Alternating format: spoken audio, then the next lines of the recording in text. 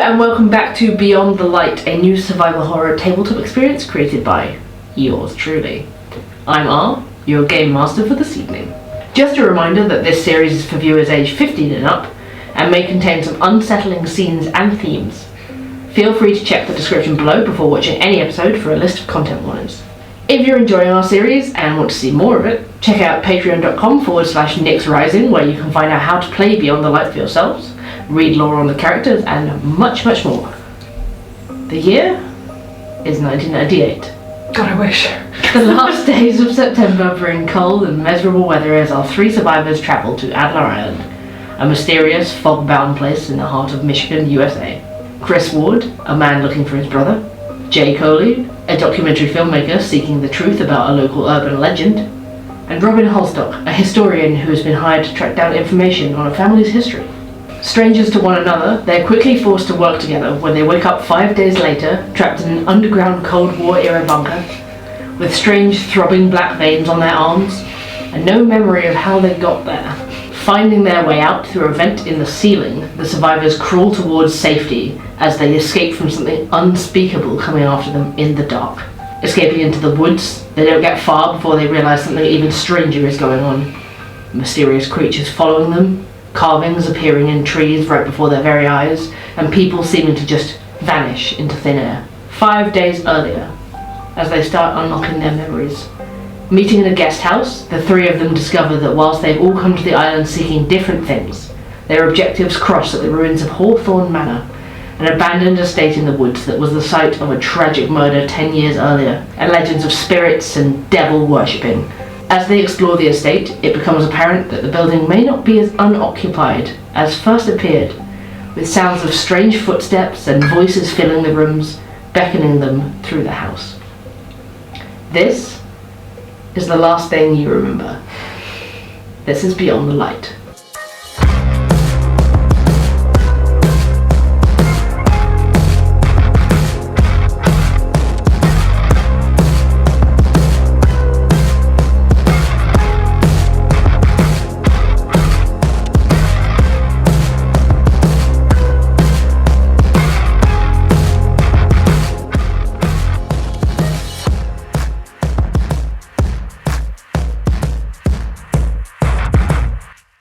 Dawn has come and seen you arrive back at Beacon House. Back to normality after a race through the woods away from things that you can't quite wrap your heads around yet.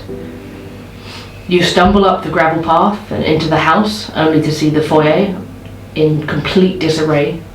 Leaflets and paper strewn across the floor, the desk shelved to one side, the TV in the living room lighting up a space thrown about in some sort of struggle.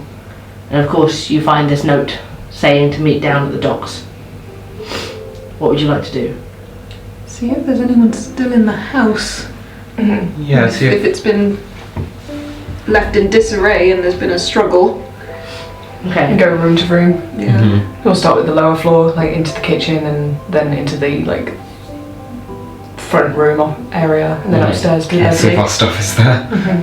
You move around carefully through the lower floor. Although things seem to have been pushed to the side, a lamp or two smashed, you don't find any signs of anyone being particularly harmed.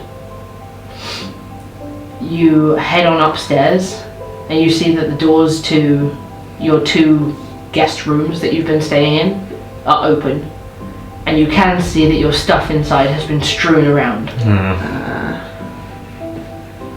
I go into the bedroom that I'm sharing with Jay and start going through all of my stuff, make sure things are there, see what's missing, if anything is missing. Yeah, follow in, and I'm basically doing the same thing as Chris. Yeah, I'm going to do the same thing in my room. Okay, you split up. Robin going to her room, the boys into theirs. Robin, you notice immediately the cover of your notebook with all the pages torn out. Oh no! They've been shredded to pieces, some of the pages completely missing. Oh god! You can gather together the bits of paper to make sure if you can, was this definitely your notebook? Did you do this? And you do see a few words that you're able to make out, but nothing else comprehensible. You see sacred weapon, phasma chloride, Excuse me? Phasmochloride. Phasmochloride. Pardon. Piecing together another couple of pieces, you see every 10 years. Every 10 years. And to your own amusement, a scrap of paper with a smiley face on it that says, "That's enough, Graham." What? That's enough, Graham. Smiley face. Passive aggressive. Wow, that altogether looks like some weird little kid's nursery rhyme. Sacred weapon, phasmochloride, every 10 years, that's enough, Graham. You do see your suitcase, your small wheeled suitcase. It's open and there's sort of clothes all over the place. You have no idea if this was you or someone else, but you do notice that the clothes that you have with you, a lot of them are dirtied, torn, some of them stained with blood around some of the tears. Ooh. You're just looking down at your clothes and hoping for a change of clothes when you got back here. So you're probably wearing the cleanest thing that there was. Oh god. And we crawled through a vent. Wow, okay. If I like look at the clothes and say like you said there's like rips and blood and stuff. If I were to sort of hold it up to myself, would the rips be like somewhere on myself? Well, you've got scratches and little nicks, yeah. You're sort of, you can tell, look at yourself in the mirror, hold this up to yourself. Yeah, these have definitely been worn by you and torn and bloodied by you. Oh, great. In whatever's happened in this missing time. Love that I can't remember that. Yeah, she's a little bit sort of upset that all of her notes are ripped up and sort of deals with that knowledge for a moment. Is there anything else in the room? Like any rest of my stuff? Is so okay? you do see most of the rest of the stuff that you brought with you in the suitcase. Your wallet and cards are there. There's no cash in the wallet. Fuck! Been robbed! No diner breakfast for you. I know, been robbed and all of my work has been ripped up. Your disposable camera with only like 3 or 4 pictures taken on it. Is there or is gone? Is there. Okay. Reading material you brought with you, your puzzle books that you brought for your travel. Most important possession. Most important. And then a leather journal that definitely isn't yours. Oh. Looks as old as any book that you've ever handled. Okay, is that just out or do I... It's tucked into the bed sheets. Like, so searching around, pulling stuff apart, trying to find anything else of yours, you find it's like been tucked into the pillowcase. Oh, okay. I guess for safekeeping, you would assume. You pull that out and it looks to be a good couple of 100 years old. Ooh. Presumably then, if it's like tucked in the pillowcase, I did this, maybe? You can assume. Makes sense. Okay. What's That on it? someone else wouldn't be tucking a book into a pillowcase. Yeah, like what's on it or in it or... It's very worn down, this leather cover, but you do see, much like in the Hawthorne house, much like in the bunker, an oak tree sort of engraved into the leather on the front. They really were committing to a bit, weren't they? To leather bound journal.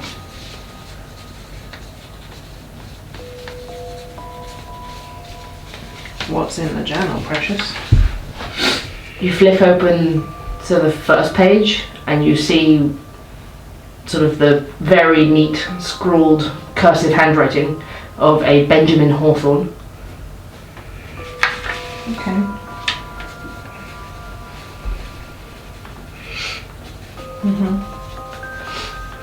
And just sort of flicking through the pages now, you see tons of information written over the years, but seems to pertain to the history of a town called Oakwood.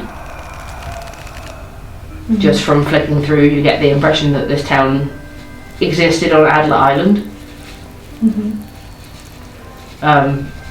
Glimpses of sort of notes and scratchings on gods, rituals, magic. Nothing that makes any sense to you right now. Okay.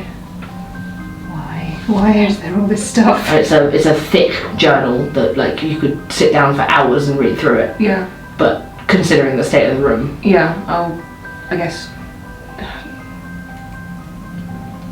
take the pillowcase off the pillow, put the journal in the pillow, and like any other bits and pieces that I think I might need. fair enough. Robin and her sack. I haven't got a backpack or anything. I've got a wheeled suitcase, which is not good for camping. Or running away from creatures. Running away from creatures. Just give it to Jay. He's used to being on the London Underground with suitcases. He'll do it. You'll get away. I have very high insurance. Boys, The boys. you Them boys. step into your room. You also notice that things are in slight disarray in here, although having not had a notebook to tear up, it's not just littered with pieces of paper. You do notice straight away that the dresser that was under the window has now moved to the side of the wall where the door is, and that the feet match perfectly with those deep scratch marks you saw in front of the door. Okay. Like this thing has been pushed in front of the door over and over again, but it wasn't there last time you remember seeing this place. No. Okay. We'll search around all of the area where I've been sleeping and look for my bag and such. Yeah, just doing the same thing. Having a look. So, Jay, Yeah. you find a couple of spare VHS tapes you haven't used. You find the plastic case for your camera. Cool. I'll put the camera inside the case for now. You find one used VHS. You can see that the tape is filmed all the way to the end. Oh. Spend the next 3 hours rewinding it by hand if you want to. Got a full tape here. Okay. These things are 4 hours long. That's. I mean, we should watch it, right? You want to watch a 4-hour long tape? Watch through some of it, because it might explain what on earth we've been doing.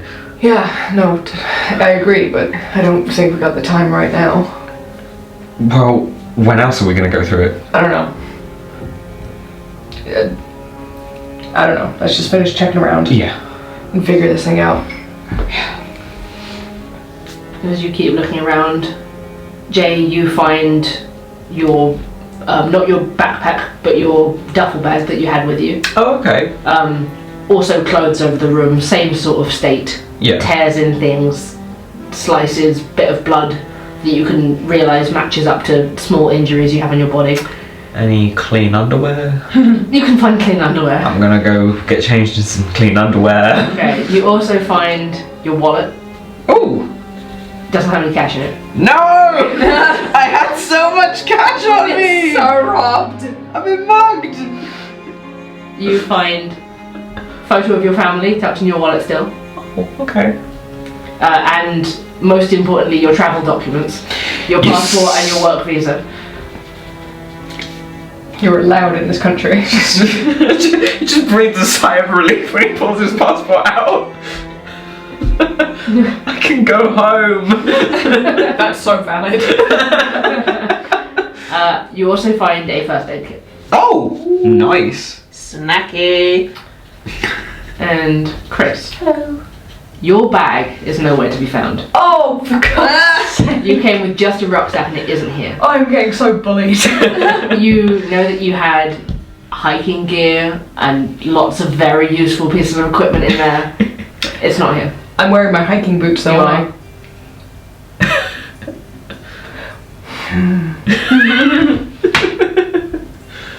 Want to check the dresser drawers, see if I unpacked anywhere. Hey, you do find a few things. Oh my God. You find your wallet chain, but no wallet. God damn it. No money for any of us. No.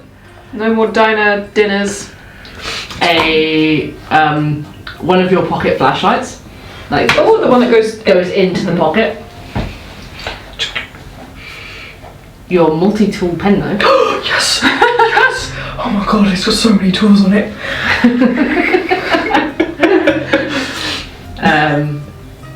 You also find 3 cans of goblin energy drink. It's a black can with a big green G. Goblin energy drink! For when you want to go into the goblin zone. Tucked into some like clean bed sheets that came with the accommodation, you find a lead pipe with blood on it. What Resident Evil game is this?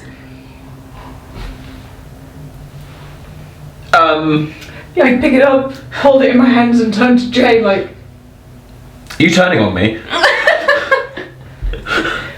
Yeah, that's exactly what I thought I'd do. No, I just found this.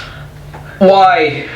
That's... Because I used my eyes and looked. No, I mean, why do we have a bloody pipe in our room? I don't know. I don't know. Why is any of this so messed up? I don't know. Ugh. Any more questions I can't answer? No, I'm just, I'm just talking. Is blood dry? Yeah. Okay. Something I'm gonna... Not old, but dry. Ooh. Like a little sticky still. And was obviously wet when it went into the drawer because it's transferred onto the bed sheets. Oh no. Did we kill someone? No.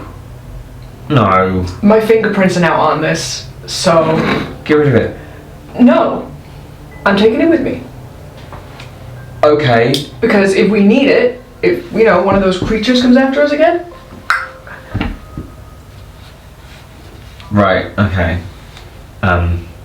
You muster some weapons. I'm gonna go see what's on this tape. You find one more thing. Oh god. Hello. Is it remnants of the librarian who came and stole my wallet? It's a note. Stained, slightly old piece of paper. Okay. Modern. It says, "Dearest Harvey, you've brought a light into my life that shines so brightly. I could follow it on even the darkest nights.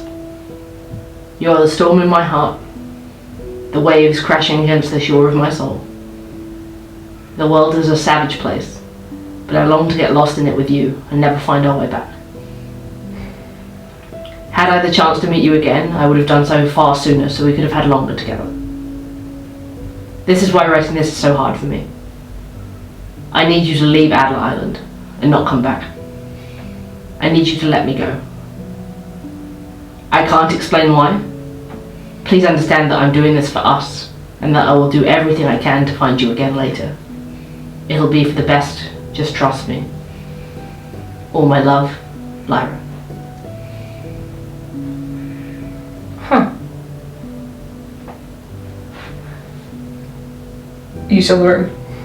I was going to go put the tape in downstairs. You probably but, stop me in the doorway. Yeah, I'm on my way out. Lyra was trying to send Harvey out. Oh, I'll give you the note. So, yeah, because you said that she was the girl that he was chasing. It matches the description. And why would she? I don't know. Again, I think maybe they must have eloped, and maybe the reason they never found her is that he went later. I mean, she went later. Harvey would have told me. I don't know. Can't say. Sure. I'll take the note back off you and pack everything up in... Is at least my backpack here? Is anything here? Pockets. Everything's going in pockets. And I will take my wallet chain. Okay. Okay. Sort of, yeah, on the way downstairs, just sort of shout, "Robin, do you want to come watch a memory movie?" Huh? I've got a tape that's full. I think might have some stuff that we were doing, so Okay. Anything to jog a memory? I just want to check it, please. Sure. As you're heading down to the bottom of the stairs, you hear the front door open. Oh. And you see Hank stepping inside, sort of startled to see you here. Hank. You're back here. Yeah. What happened? Are you okay? Yeah, glad to see you're safe. Were you here when whoever came through? You don't remember. You see, he looks a little nervous, looking at you. What happened? I can explain later. I have to the fog. I have to the lighthouse on now. Okay. Well, you can just stay here. No, what happened here? Were you robbed or No, attacked? We got stuff missing. I don't know anything about that. He looks very nervous. He sort of steps back out and pulls the door shut. That was weird. All right. Should we follow him? Give him a Just let minute. him go. Turn the lighthouse on. Okay. I just don't trust whatever that was. I don't know, maybe something happened to him. Yeah, but He was nervous about getting the lighthouse on when we met him first. Maybe it's just habit. I don't know. yeah, but he was coming back and then left immediately.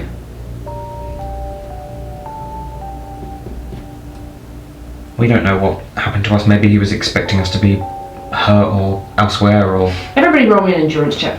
Okay. Hello? 19. +2 to endurance. 13. 13. Okay.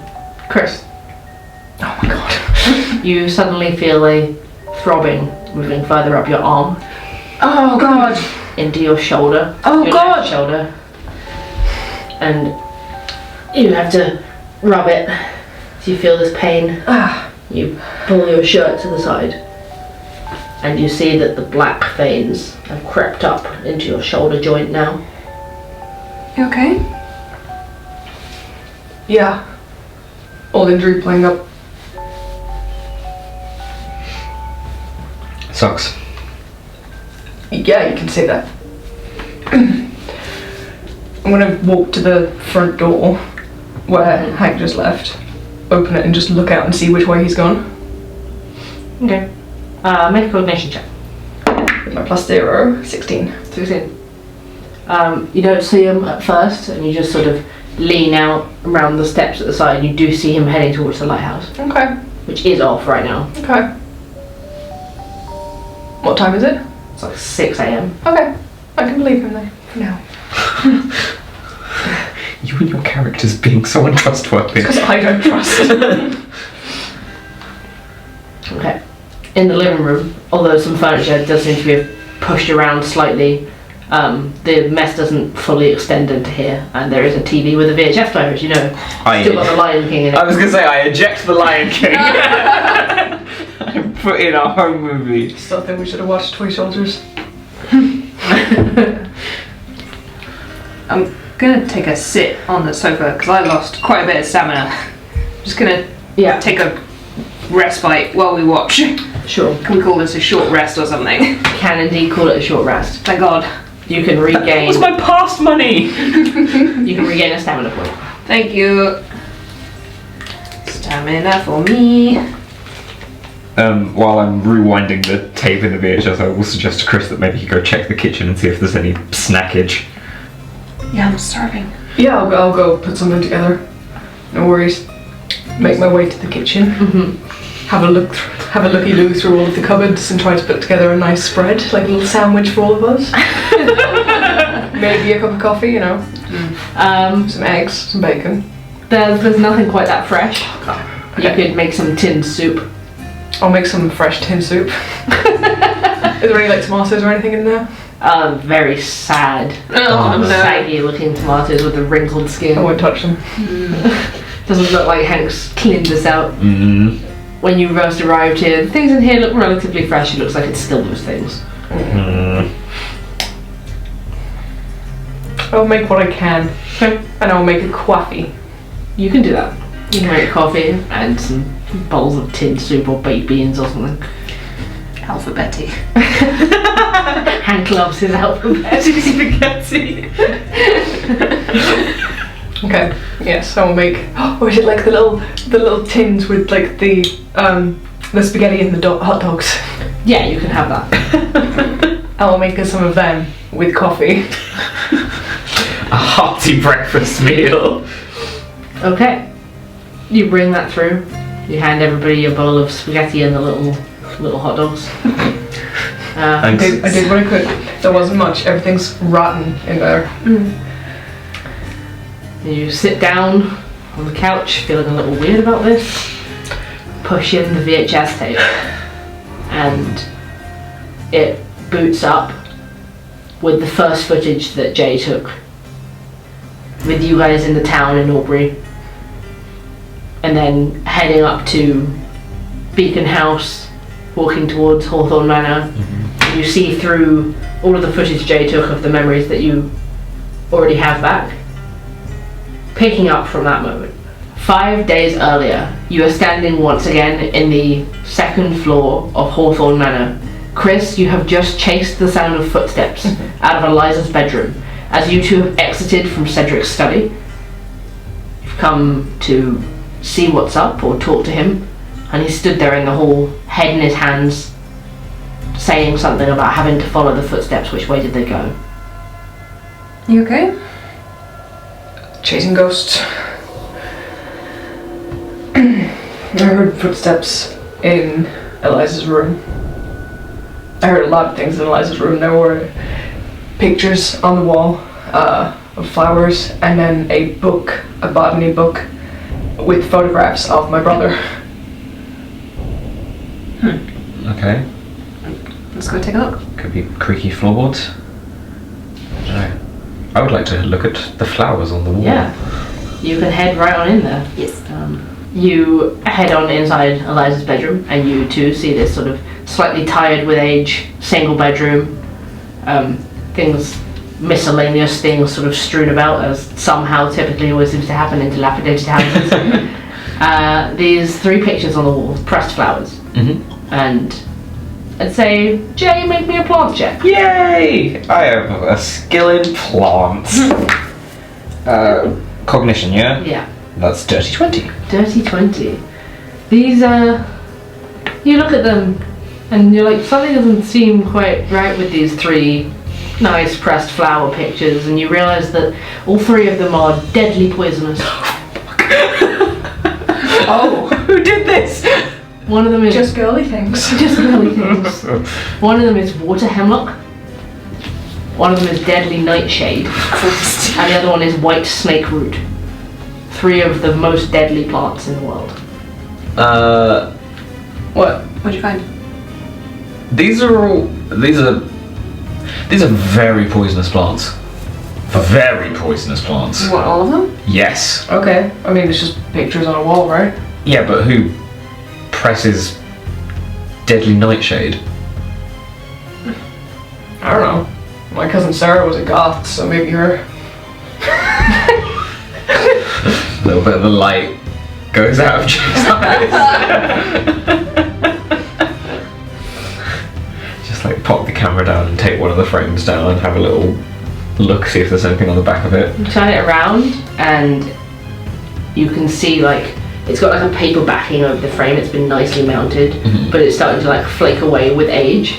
You pick it off a bit and you see written on the back of the backing paper inside the frame, like handwritten in pencil, is what looks like a recipe, which includes the deadly nightshade that you're looking at. Just turn it around. Does your cousin Sarah make poison? We're not close, so I don't know. Okay. Just put it back on the wall. As you do, you hear under the bed scratching sounds. I'll just look under the bed. Please tell me that's rats or something. Probably. Get down there, look under the bed, and you just see heaps of insects writhing around, and they start crawling towards the light where you lift the covers up. Oh, gross. And you see them now scuttling out from under the bed towards you. Oh god! Just cockroaches, ants, wood lice. That's odd. Gonna back away. Yeah. I'm trying to get out of the way. Away from that. Okay, come help me lift the bed. Okay. I just want to see if there's anything under there that's... Aside from Well, yeah. bugs. Well, they've got to be coming from somewhere, right? Sure. It's just bugs. Who's under the bed? Okay. You go to lift the bed. Jay, are you feeling comfortable about this? Yeah. Okay. You go to lift the bed, each of you take an end of this single wooden frame bed and lift it off and out of the way. You see now this like writhing mass of bugs. Ew! And the source of it, immediately evident, is wood rot. Oh. You can see the floorboards under the bed are just rotting, damp and rotting with age, and the insects seem to have crawled up through them. There's a lot of bugs for a little bit of wood rot.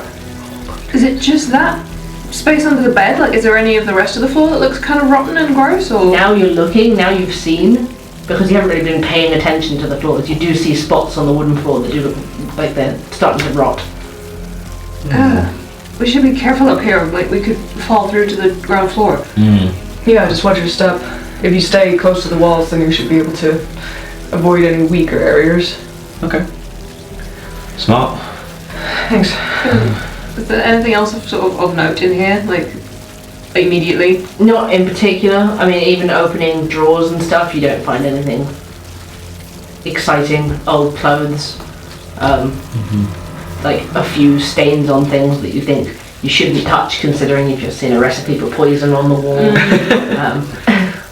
I'm going to pass you to the Polaroid of my brother with Lyra. And just, here you go. That's Lyra. That's my brother. Ah. So, he was here, and he was with her. As expected. Now I was just trying to figure out why and where he went. Well, you know he was here at least, so that's a start. That's a start. Yeah, sure. I'm gonna get out of the room with the bugs. Yeah. Yeah, you just the Like, skittish noise of them writhing around the floor is not comfortable. Even as you move towards the door, you see like a cockroach snaking around between your ankles. Step back out into the hallway and just shake it off a little bit. Yeah. Robin doesn't have an aversion to bugs necessarily, that's just me. Like, Robin has it now. she does now, yeah. And you see the corridor goes like right to where you were in the study and then splits off like a wider corridor, sort of splits off it to the left. Taking a glance down there, you can see a set of double doors. Okay. We'll go that way, because if they went to the other direction, I will follow along the left-hand path in case that's where the footsteps went. But I won't mention I'm chasing footsteps because you think I'm crazy. You start walking down that way and you feel the floor immediately start to give away underneath your feet. Make me an agility. Oh my god, this boy. is just bullying me. Speed. Speed. Right, agility is +5. 16. 16. You manage to like step back quite quickly as you watch this rotten floor just bow and sag. It doesn't give away completely, but you see it crack and there's now a hole down to the floor below. Is there like solid walls on either side of this? Yeah. Okay. You okay? Yeah, the floor is just a little bit rotten. So mind your footing, I guess. How far is the door? About 20 feet. I'm not going to try and jump that then, fam. And it's like side on to the corridor. Okay. Sticking close to the wall, I will try and edge my way along towards it. Okay. Are you doing fast or safe? Safe. Okay, maybe an endurance check. Endurance +2. 13. 13. You edge along. You two seeing this, waiting in the corridor. Chris edges heels to the wall, back flat against it, along towards the double doors. And then you hear a creak and the soft rotting wood of the floor just starts to fall away. And you slip. Oh! Maybe an agility check. Use your setback. Old injury setback. Old injury setback. Okay. So I've got +5 to agility and then -2 for my old injury. So that's +3. That's it's a 3. You see Chris slip as the floor gives away, go to grab on to anything that he can to stop from falling, and just go through the floor. With all of the rotten wood, Chris, you feel something cut up your arm as you collapse down onto the floor below. You hit the ground of the corridor below with a clatter into the soft, rotting wood. The stench of it up close is horrible, and you can feel an ache through your ribs. Oh my god! 2 health points. Oh shit. Ow! You okay? Are you okay? Ow! Had we gone ahead to the door, or were No, we still... we've not gone Okay, ahead. so He was first, yeah. I'll run downstairs then and see if he's alright. So you run back down the stairs at the end of the hall. You swing round into that corridor, and immediately you can see this pile of rotting wood, hole in the ceiling with bits of wood still hanging, swinging precariously above him as he lays there. Where Chris is laying, you'll just see his right arm with a thumbs up, with just, hey, at least it means that this floor is not rotten, because I didn't go through this one either. Get away from the wood up above you. Because that would have been worse. I'm gonna drag him up and try and get him away, like from things falling on You him. can pull him up, pull him away. You see another plank just like drop down and hit the floor with a clatter. You feel badly bruised. Your head's a little woozy. You broken anything, do you think? Or No, just not. Ooh. sit down a sec. Yeah, that will do. I'll take a little sit and just sit. stretch my arms out a little bit, specifically my left one. Find your vision going a little bit blurry. And throbbing the back of your head, just constant. I think I hit my head when I landed. Jeez. I don't know if I've got anything on me, like any water or like painkillers or anything. No. Not at this point. I'll be fine, just give me 2 minutes and then we can carry on. I'll see if I can get you some water in the kitchen or something. I'm gonna hop back down and as a classified first aider, have a look at this man. Hey, first aid check. Is that cognition again? Cognition. While he's doing that, I'm gonna go see if I can get some water from the kitchen. 21. You check him over, look at the dilation of his pupils, checking for bruises. Nothing's broken, but you think he might have a mild concussion. You should be fine. You're just going to be a bit concussed for a while. No big deal. It's a medium deal. So be careful. I'll take medium. Okay, make a cognition check to find the kitchen, Robin, as you head off on your own. +5 is a dirty 20. Dirty 20. Okay. You swing around the corridor, you see yourself past the archway back into the foyer area, and head straight onwards through the next archway. You'd say you're vaguely familiar with the kind of rooms you might find in an estate house like this for all your years of doing ancestry history. You head on down there and you just feel something tug at the back of your coat as you're walking. Look round. You can't see anything. You're stupid, must have snagged on something. Keep going. As you do, you pass through another archway and you see a door on your left and a door on your right. Are they both shut or Both shut. Both simple wooden doors. left? Okay. I'll just look in to see if it's the kitchen. You hand on the handle, turn it open, push it open, and think you must be looking into a small staff room. There's a single bed in here, like mops, shelves. Okay. I'll try the right door then. Right door leads into the kitchen. Okay, cool. We'll go see if there's water in the taps. You turn them on, and for a while it spits out a bit of dust, but then it starts flowing. I'll let it run for a bit. And then fill up something with some water. Yeah, you can open a few cupboards and search through. You see various jars of preserves and old jams and things that do not look in any sort of edible condition at this point. As you do, you hear just something clink behind you. Gonna take a look. turn around and of course there's nothing there.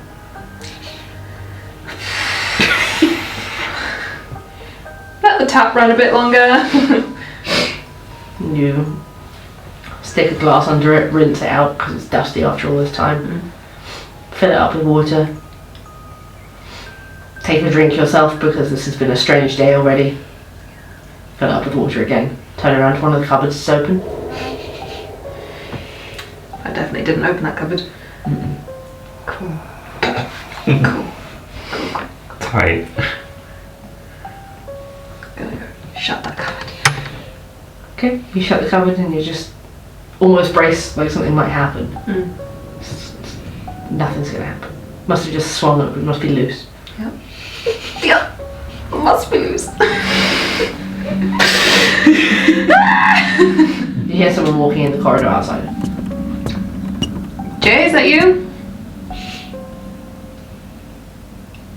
No answer.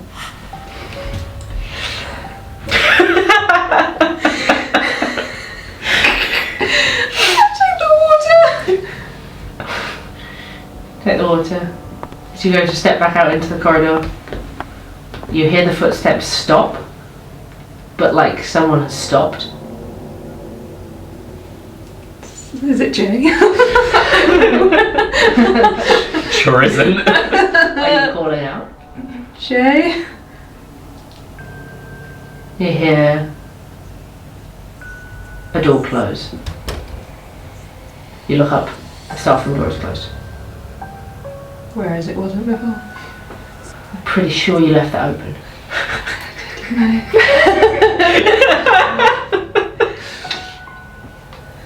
Just gonna go down the corridor back to these two. Let's do a fantasy check. Ooh.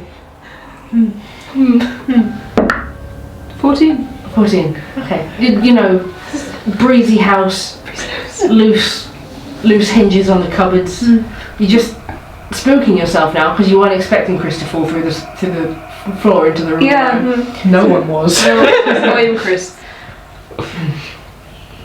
You carry on back to them with the water. Yep. Find Jay crouched down with Chris checking him over. Because if now my child. Here. Thanks. I will drink the water. Tastes a bit funky, but it's the best we got. It's definitely American water.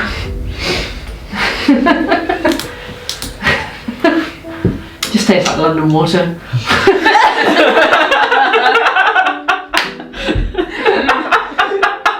Some hard ass water. Right. Chris, for the most part, you're okay. Yeah. You're a little bit dizzy, but it's not anything that's going to hinder you too much. You stand up again. You're going to try and get back to that room. Should we see if there's a better way to get upstairs, or are we just gonna tiptoe very carefully? So you did use the back staircase. There is the foyer staircases that go upstairs as well. Yeah, let's try that. The foyer Try the staircase. Okay, you guys pick your way over this As we rotten wood, yeah. Yes, as we go up the foyer stairs. I'm just gonna put my camera like back round to where I maybe saw a person earlier. As you do, you just lift it up, preparing yourself to see someone standing there at the top of the stairs. You see a face right in front of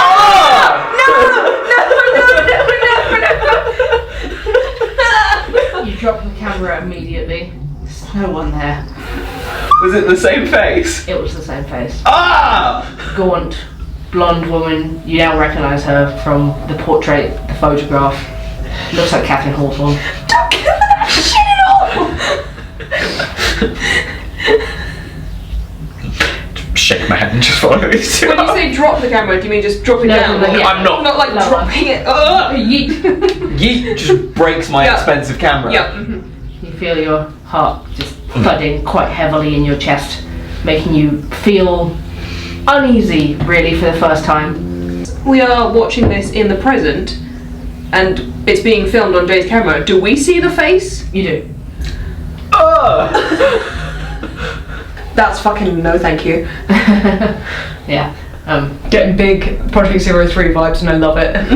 So yeah, you just feel your heart thudding heavily, just like sort of hairs on end, twinge in your back as you become slightly more uncomfortable here. But you head up the stairs after them, as these two tropes ahead, not caring at all for thinking about ghosts on the staircase. Good. They make it to the top. There's immediately in front of you a large wooden archway into what looks like a parlor. Okay. A corridor down to the left, and a corner corridor down to the right, so two. One of those two is the one that just collapsed. Okay. Parlor, I suppose. You just It's have the a first one here. quick look in the parlour first. Parlor was where Catherine was found, right? Yes. So we can go check that out. Take a look. Yeah, why not? Okay. You wander on in, and you're struck with this beautiful fireplace in front of you, and this old furniture all covered in dust sheets. A couple of bookshelves on the wall. Above the fireplace is a huge portrait of a man in dress that you would know immediately as sort of 18th century. Okay. Um, Is there a plaque or? there is a plaque underneath, Okay. and it says Edward Hawthorne. Okay, cool.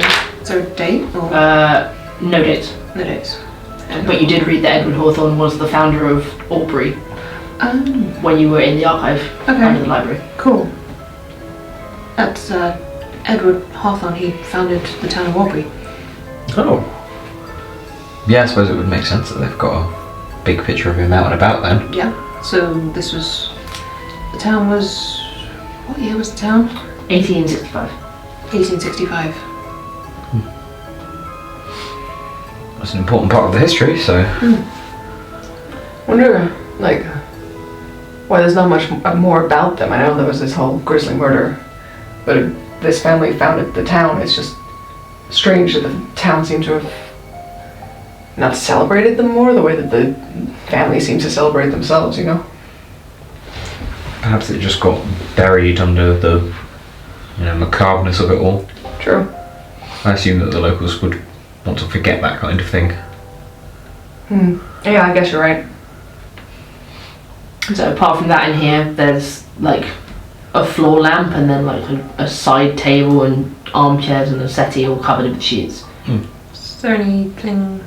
If I go to what I would assume would be the side table from the shape of it under a sheet, like, is there anything in the drawers in that? Like any? Are you taking papers? the sheet off? Yeah.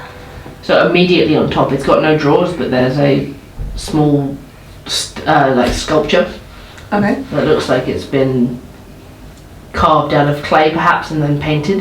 What is it of? It's of a man crouching down with his head in his hands and like an anguished look on his face. Okay. When the migraine hit. Interesting art piece. I'll show the others. It looks quite conceptual, but it's beautifully done. Okay, so it's not done by like an amateur. No, not a complete amateur, but it's definitely not like an ornament bought somewhere. It looks like it's been handmade. One of a kind. Yeah, Maybe the family were into crafts. maybe. Has anyone signed the bottom?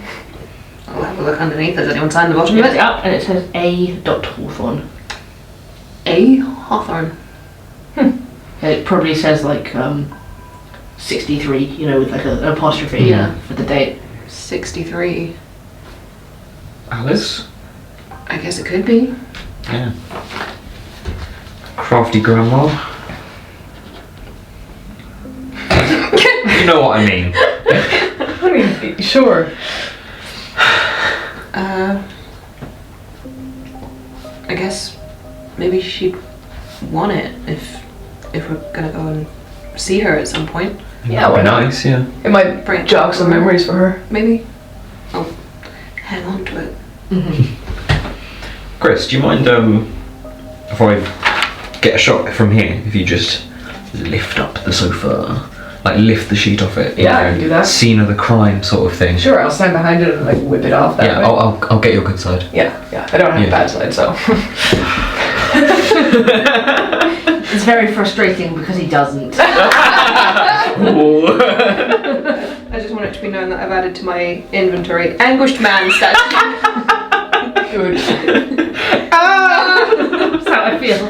What a mood. So yeah, Chris will do that. He will go and stand behind the sofa and then, like, pull it off in a rather dramatic way so that all of the dust rises and it looks quite nice and light. It's like someone doing a tablecloth trick. Yeah. You managed to set it up beautifully. From where you are in the parlor room, the window above the door and the two huge windows in the foyer, like, throw a sort of nice, warm morning light all through this space. You get the camera rolling. You see Chris's good side. Oh yeah. Grabs the sheet and flicks it off like he's like preparing the house to be cleaned up, dust exploding into the air.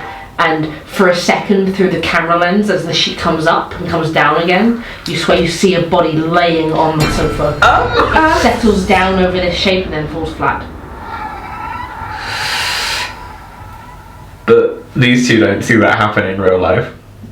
If they do, they don't respond. Okay. I'm too distracted by looking good. How's that? Yeah, perfect shot. Thanks. No worries. Yeah, cool.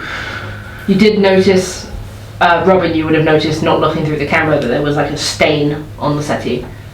Oh, God. We'll go take a closer look. Pulling it off again, and this time you see nothing.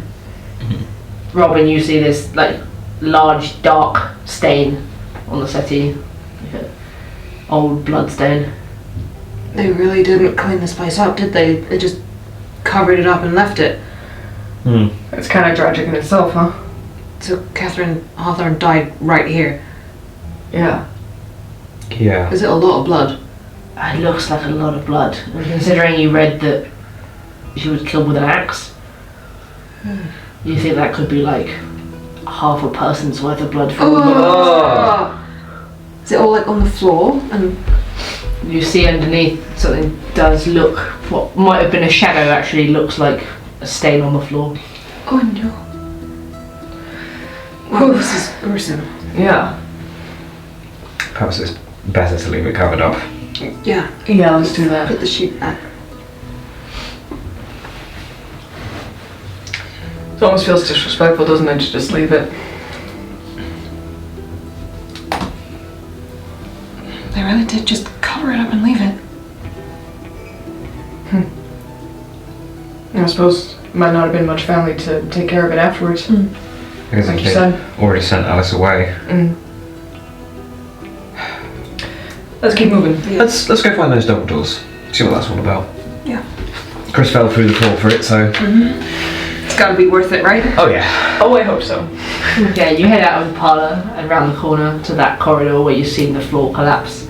And the double doors are closer at this end, and like there's still a bit of floor before the hole. Okay, so we just need to be careful. And hopefully this side won't collapse. It'll be fine. Jay just walks in. Just We have a camera? Oh my god.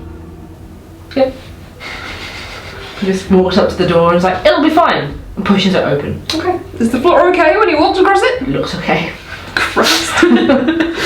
Dice said so. Did you roll a nat 1? Yeah, so I'm trying to roll high for the things that Yeah. are in the house. You push it open. You do notice as you step in the doors that there are more, just like you saw on the walls outside, more runes carved around the door frame of this large double-doored room. Huh. They really were into their, like, runes, weren't they? Couldn't see why Harvey took a book out on it. Try and go in the room.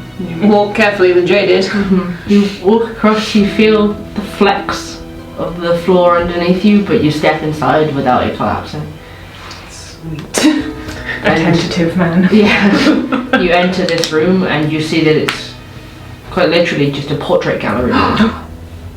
Like any fear that Robin had with the floor being collapsed is gone when she sees this portrait of him. Oh my god, gold mine jackpot! It's Christmas. It's got like an expanse of beautiful, although dirty, wooden herringbone floor, white walls with sort of like details around the top, a rosette on the ceiling around the light. Two of those sort of viewing settees in the middle of the room, and on a decorative column between them a bust that you can recognise as Edward Hawthorne. Okay. And apart from that, just dozens of frames of paintings of the family all around the room. Robin's got her notebook out and she is ready to get all the information down. And Jay's just walking around, getting close-ups of all the portraits and whatnot. You do notice, as a note, there is just one missing portrait. Oh, Missing portrait. So there's just one hook on the wall with like a discoloured spot on the paint behind it where there should be a portrait hanging. So it's sort of big, small? Large enough, you imagine, about the same size as some of the other ones that feature like a family. Oh, okay. So significant size. Significant size missing. The rest of like the room, there's no missing pictures. Is there a plaque on the wall where that one is? No. Okay. Okay. You make me a cognition check. So just investigating this room a bit. +5 cognition. Necessary. I rolled a 4. That's a 9. I would say you could use your history. History advantage here. Gosh. Thank God, that's a crit. So 25. Okay. Robin sees all. Yes. Where are you? Description. Here. You see family portraits through the years. You recognise similar traits in a lot of the Hawthorns. Either dark hair or this sort of tawny blonde colour. A few freckles on some of their faces, lots of round glasses, changing clothing over the years. Obviously you watch through from like the Georgian era, through the Victorian era, through to modern clothing, although they do still seem to dress up quite smart for these paintings. One thing really stands out. A handful of the paintings, you count 10 of them in total, have a death date at the bottom of the frame. Okay. With the name of the person pictured. And these are the only portraits that are completely isolated, like a single person painting. Apart from that, and the fact that they're quite clearly Hawthorns, there's not much in common between them. People of different ages, genders. Apart from their death date is 10 years apart on every frame. The first one you locate is Benjamin Hawthorne. The original. The OG. The death date on the bottom of that one is 1768. Okay. After that, Mary Hawthorne, 1778. Frederick Hawthorne, 1788. Faith Hawthorne, 1798. And it carries on like this, 1808, 1818, all the way through to 1858. And that's the last one. Damn. And it doesn't say like how they died at all? Or No. Just the name and the death date. They are all different ages. The oldest one looks to maybe be in her 70s or 80s. Mm-hmm. The youngest one looks to be no older than maybe 7. Okay. Oh my God.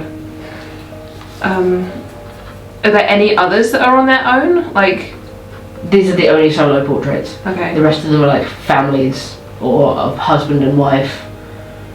Like, just trying to think, would there be any others who died sort of not in a year ending in 8, like that would be pictured on their own, or? Not pictured on their own, but there are clearly other members of the family who would have not died in those Yeah. in those years. But they don't have their own like They don't have individual their own portrait. No. Hey, look at this. I'll point out to the others the link between these people. Like, they're all different ages and it's sort of through the years, but every 10th year, whenever the year ends in an 8, there's a person with their own portrait. I mean, the town did say that the Hawthorns are cursed, right? Oh, family curse. What, every 10 years someone dies? Someone falls ill. Maybe. I mean, to be fair, the mum, Catherine, she was looking quite ill in those later Yeah, photos. she did look a bit. Maybe if she hadn't been murdered, she would have been the next curse victim. Well, they all died in 88. Well, yeah, that's what I mean. I know, but like... It's hard to tell with his accent when he's being sarcastic and not how. That was very sarcastic, thank you. Was it? But yeah, that's kind of weird. that they sort of single these people out? Because, I mean, clearly people would have died throughout the years, but these people all got their own picture. Maybe it was just to mess with people. They only got the people that died in those certain years. Oh, and if you didn't die in that year, you didn't get a portrait. Yeah.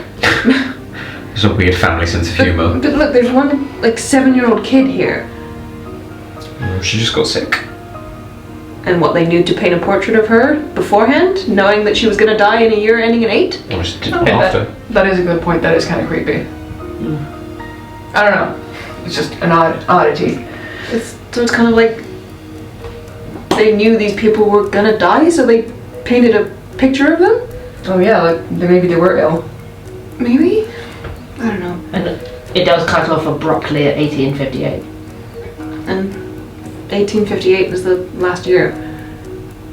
So they broke the family curse. Potentially. I don't know. No, this place is weird. I mean, I think it's weird anyway that they've got a whole room dedicated to just portraits of a family that you don't know. Rich people. Tradition, like, that was all the rage back in, like, ye olde days. To show your wealth, you had a portrait painted of you and your family. I Very guess odd. it's just a tradition they carried on.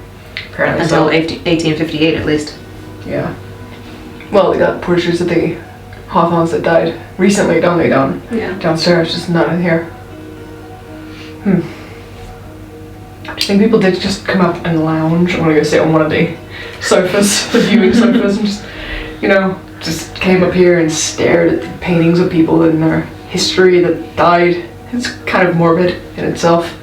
I think it's kind of nice to be so connected with your family roots. That is a nice way to put it. All these dead eyes though looking at you. Creepy. So, looking at the other portraits, are there sort of pictures past 1858, like of Definitely. groups of people? And there is one in here of what you imagine must be a younger Catherine and Cedric, looking maybe in their 20s. Okay. And they sort of go around the room in terms of date. Okay. So there's kind of a modern end of the room. It is one of the more modern ones that's missing.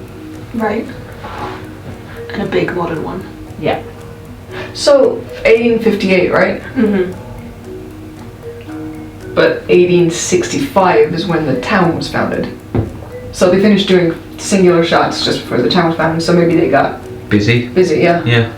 Maybe they got busy, or like A doctor came to move into the island. I suppose if the town was founded then, Yeah, maybe just some hereditary disease that...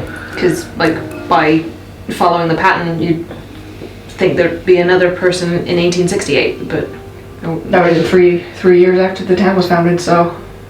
I guess the curse. If it is a curse, like the curse stopped. Yeah. Or a doctor came. If it is a sickness, you know? Maybe. That's something to look into though for your little notes. I'm taking so many notes.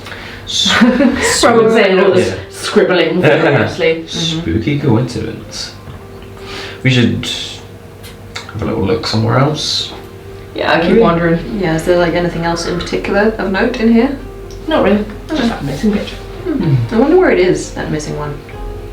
Maybe it went with Alice. Or maybe it's just been moved to a different room. Yeah, maybe we'll find it elsewhere. Yeah. Or maybe people just looted the place and just took that one for some reason. Is it about the same size as the big family portrait down there? Like, could we feasibly see that picture fitting in that space? Or Not quite. Not quite. No, Okay, you, so it's you not look that at it, one. it's a similar size, but probably wouldn't have fit over that particular discoloration. Well, let's see if we can find it somewhere else. Yeah. Let's just have a wander. There's still the so there's stairs, there's other rooms on these floors. There's also stairs down to the basement that you would have seen, and stairs up to the attic. Okay, so do we carry on with this floor, or do we start in the attic and move down? Or in the basement. Or in the basement? Or we're already halfway up, so... I don't know, I kind of want to check out the basement. Yeah? Yeah. You think there's spooky stuff down there? I think there's spooky stuff down there. Maybe that's where your missing portrait is. Maybe. Yeah. Down in storage. And didn't it say that there was like a seance room or something? Yeah. Like, I just- died in the seance room. I just feel like if they've got spooky stuff, it might be in the basement. And it was done so, like, nonchalantly. So casually. Oh, he was in the seance room, it's fine. I mean, you know, don't you have a seance room at home? Several. Yeah. Let's go to the basement. Get it over with. I don't like basements. You make your way back down to the foyer, and you come out through that wooden archway to the left, heads down to the kitchen. You look down there, Robin, just slightly. Yeah. It's probably nothing. To the right, there's another archway, and that leads to a staircase going down. With a couple more doors. No, with just one more door on your right before you get there. As we walk past, I'll just open the door and have a little look in. You push this door open, and to your amusement at this point, you see what must be a seance room. Guys, What? This is a small room painted with dark purple paint. It's got the floor has been washed with something to stain the wood darker, and in the middle is a round table covered with a black cloth. I just close the door and turn back to you. I don't want to excite you. But I will open the door and just gesture. A seance room. Okay, one quick look in here and then we go downstairs. Yes! I would like to visually observe the seance room. Make a visual observation check. Yeah! No, 11. I'm too excited about it. You glance inside, you see some plant pots with some very, very dead plants at this point. You do see like looks kind of like a map chest, like a large chest with thin drawers in it. A mural on the wall that looks like sort of a wooded scene with a painted frame on one wall. But glancing around, you don't see anything else of particular interest. Spooky decor.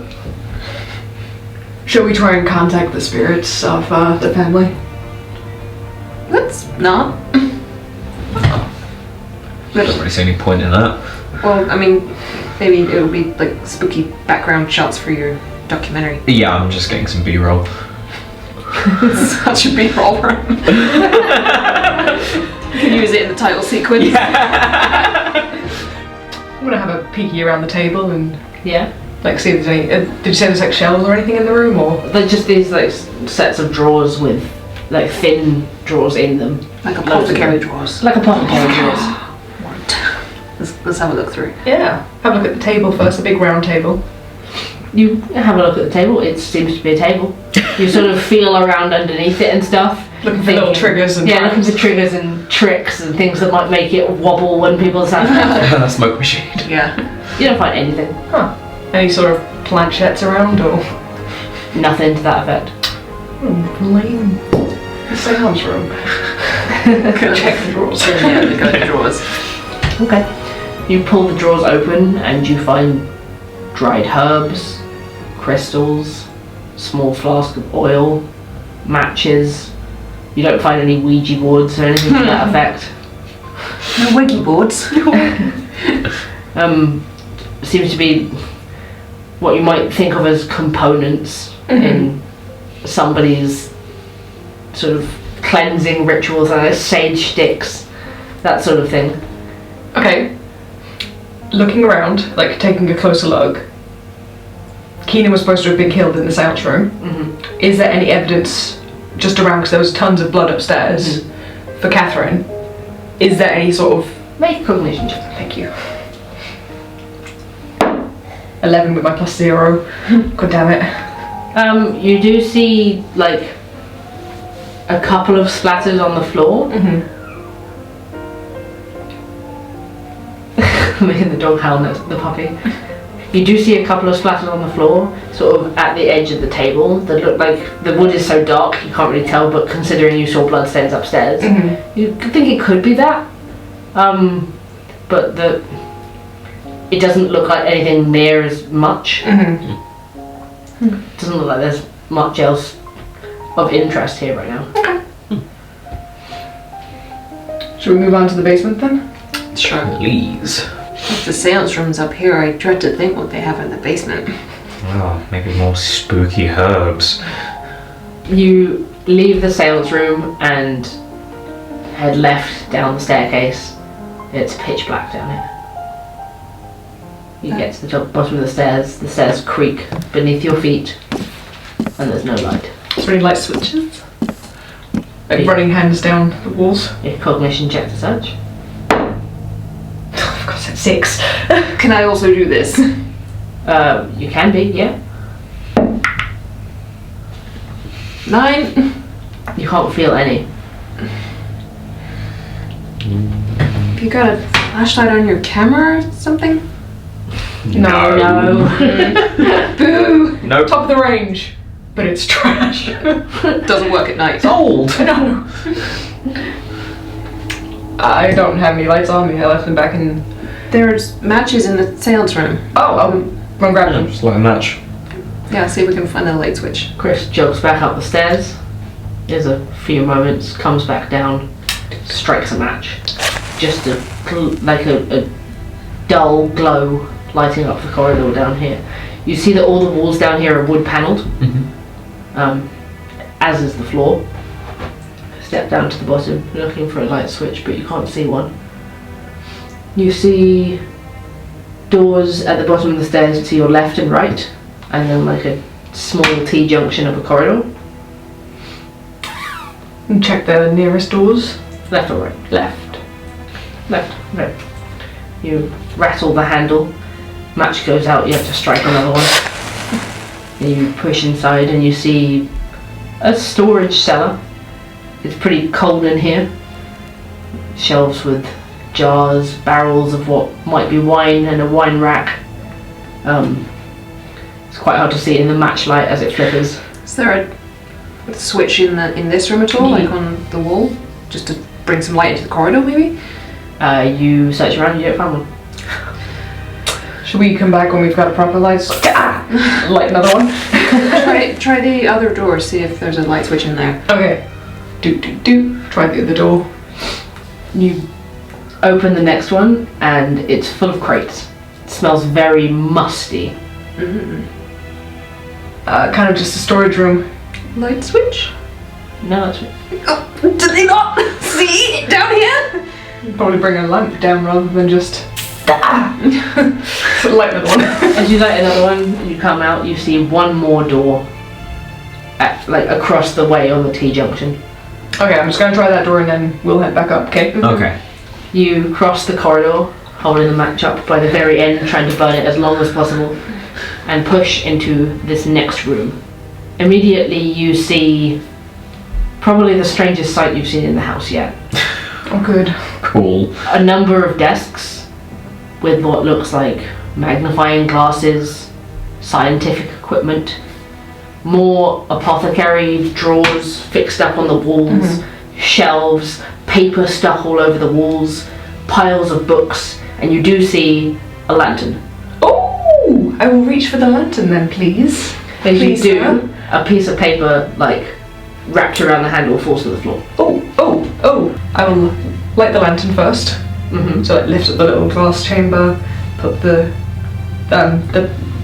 match inside it, burn myself a little bit, put the glass back down, turn it up a little bit so it's a little bit brighter.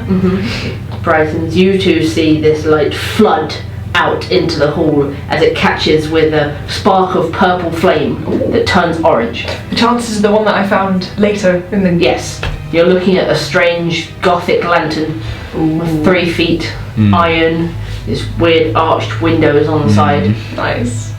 There's a bit of paper. Yeah, and then we'll reach down. I found a light. Great. Brilliant. Can see that. We'll come in the room. Reach down and unravel a piece of paper. Looks like they had a kind of school thing down here. We'll follow in after. Yeah. Yeah, it feels like a homeschool time of... Looking around this room, does it look like a school? You'd probably say more like a research room than a school. Okay.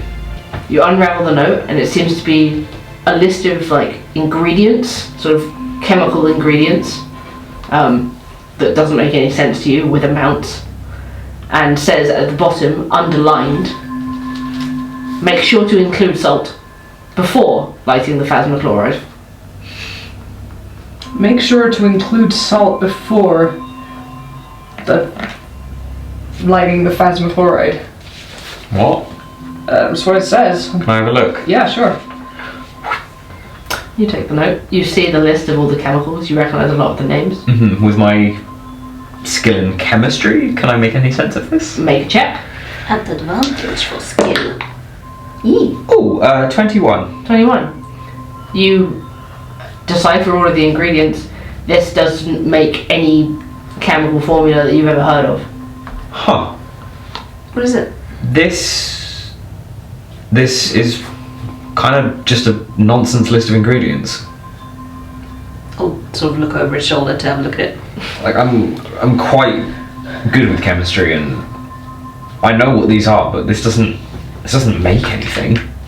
What's phasmochloride? You notice the lamp is burning kind of a sweet smell. Where was this? No? It was on the lamp.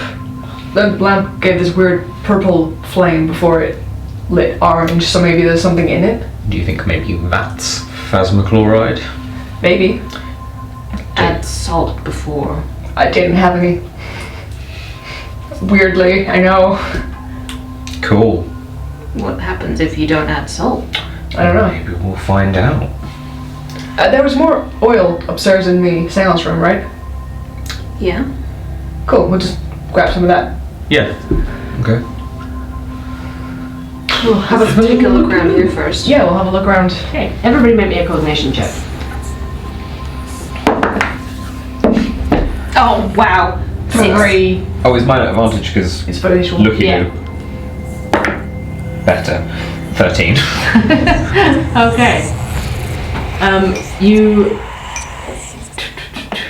You do look around through the drawers and stuff, and you do see, Jay, what you would recognise as some of these chemical components in the different drawers.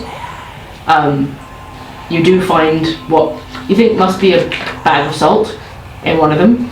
I'll take the salt. And the rest of it you seem to, like, on the pages, on the walls and stuff, none of you can miss this. Weird anatomical drawings of things that don't look quite human, not quite animal. Sort of scrawled, like chicken scratch handwriting on them, like figure 38. Can't read what's written underneath. Okay. Faces with like weird stretched skin at the side that mixed with bat-like ears, no eyes, other like clawed hands, long nails, don't look quite human. You getting this for your cryptid show? Oh yes. Someone had quite the obsession, it seems. Or quite the active imagination. Bit of a mad scientist vibe going on. It is a bit, isn't it? Creepy. Sort of anything else? Any like drawers to go through? Okay. Any drawers to go through or anything? Yeah, you are pulling things out of different drawers. There's quite a lot of notes to look through, quite a lot of like notebooks. As you do, you feel, all of you, a chill running down your spine. I hate that I actually do because I got a shiver because it's cold. Is it because it's cold? Fuck off. And you turn around, this lantern raised in hand, and you see all three of you, camera not raised, sort of shimmering outline, what looks like a young boy, maybe 15 years old, staring right at you. Keenan? Moves a little closer, steps right through you, Jay, to the desk. You feel it like cold as ice running through your veins. But does he seem to know that we're there? Like, can he see us? Or Didn't seem so. He was looking in your direction, but didn't seem to see you as he stepped through. oh god. You just turn with the lamp and watch where he's going. Oh yeah. The light flickers. You see him taking what must be a scalpel. All of this sort of a shimmer of silver light, not real, and use it to slice into some sort of small animal on one of the desks. They always start with animals, I'm telling you. You see him glance back over his shoulder and be like, "Oh, don't be such a wuss." Keep going. See, isn't it so interesting? You can peel the whole skin off like this. Does it look like he's talking to us, or is there someone else in here? You can't see anyone else. The three of you sort of whip around looking to see if you can see another one of these. So that kind of felt like half a conversation. Yeah, it doesn't... I mean, you didn't say anything to prompt that. No. What? And if we grab one of these and opens one of the drawers and pulls out a jar, and you see the boy slicing the eyeball out of the creature's eye socket and popping it into a liquid in the jar. It just bobs there.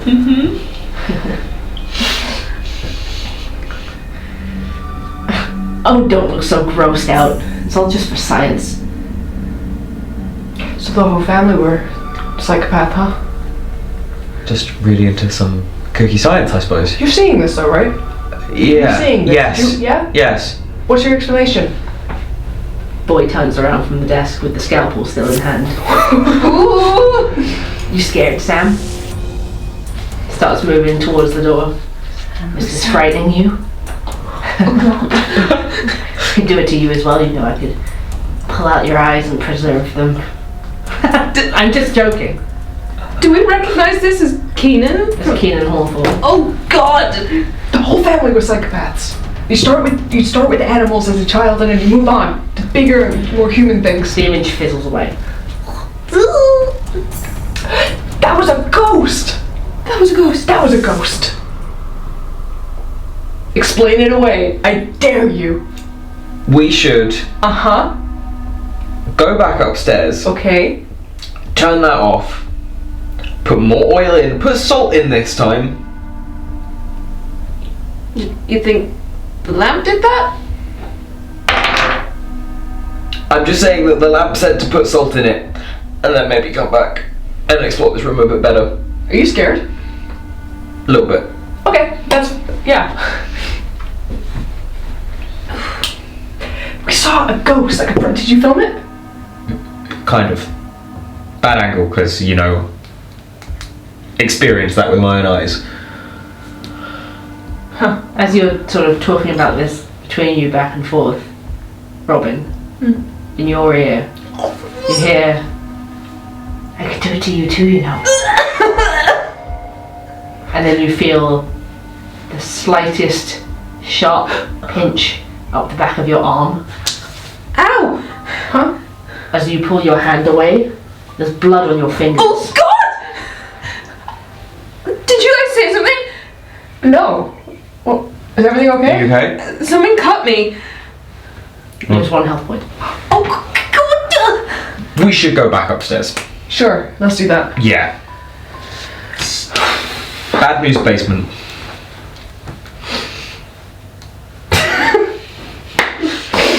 Fuck that shit.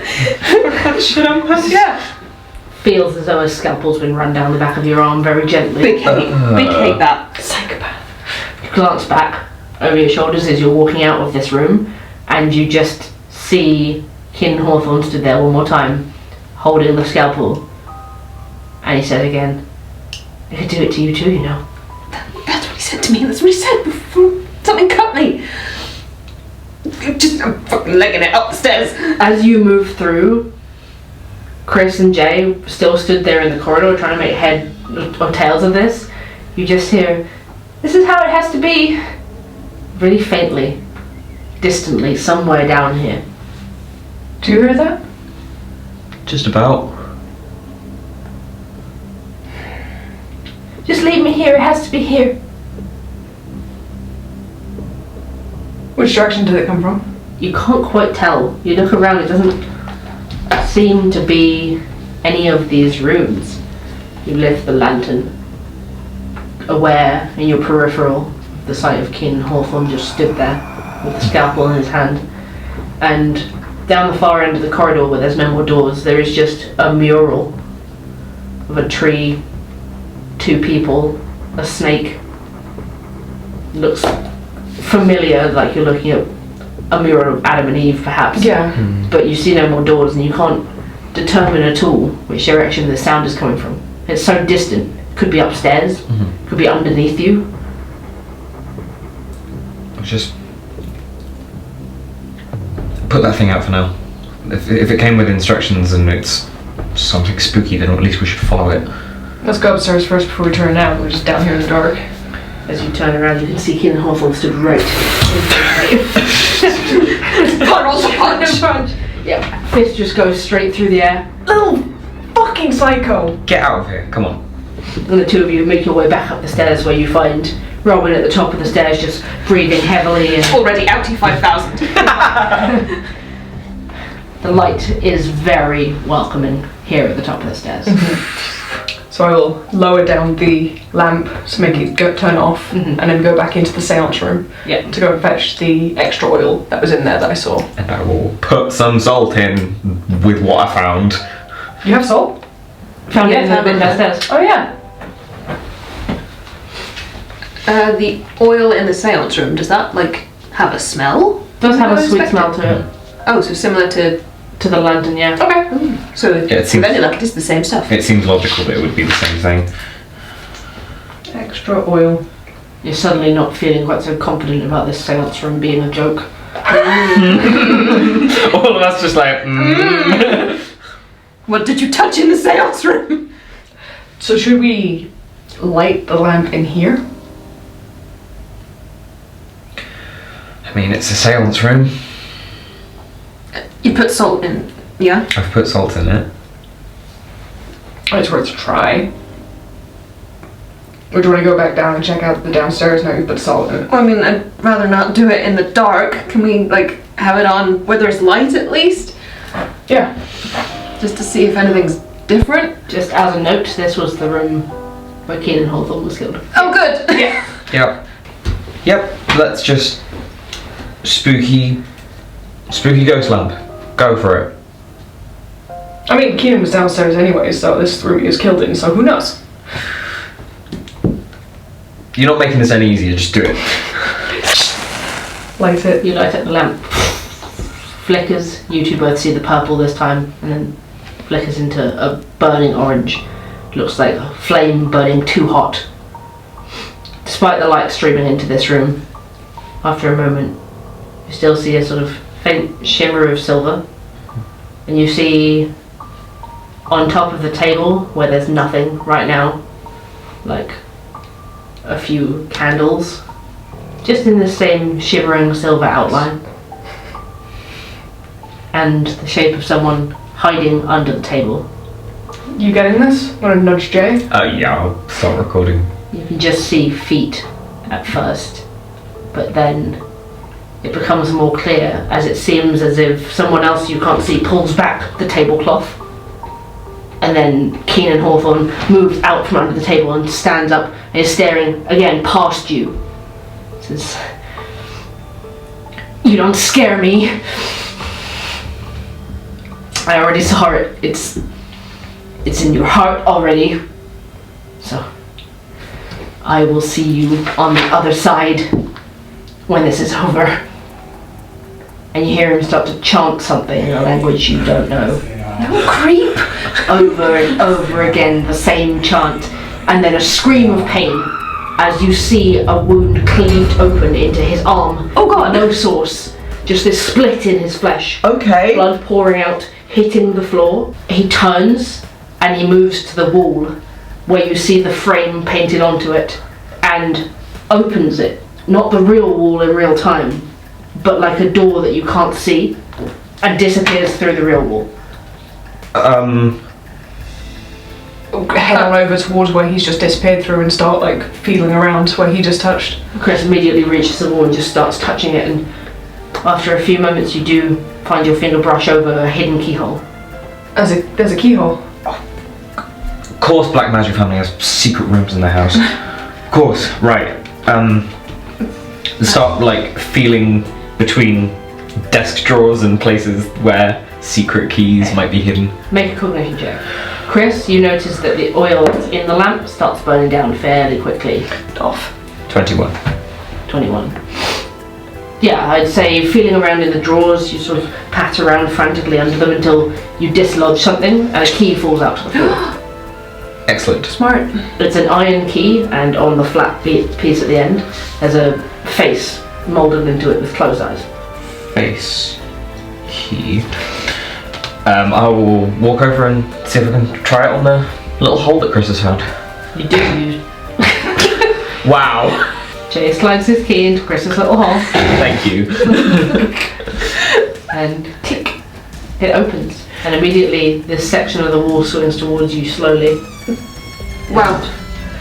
You see it actually opens like a whole section of the wall is the door.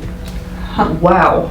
Okay. You look past it, and for a second you think there's someone standing right there in front of you, but you realise you're staring into a long room full of mirrors. Bad. Okay.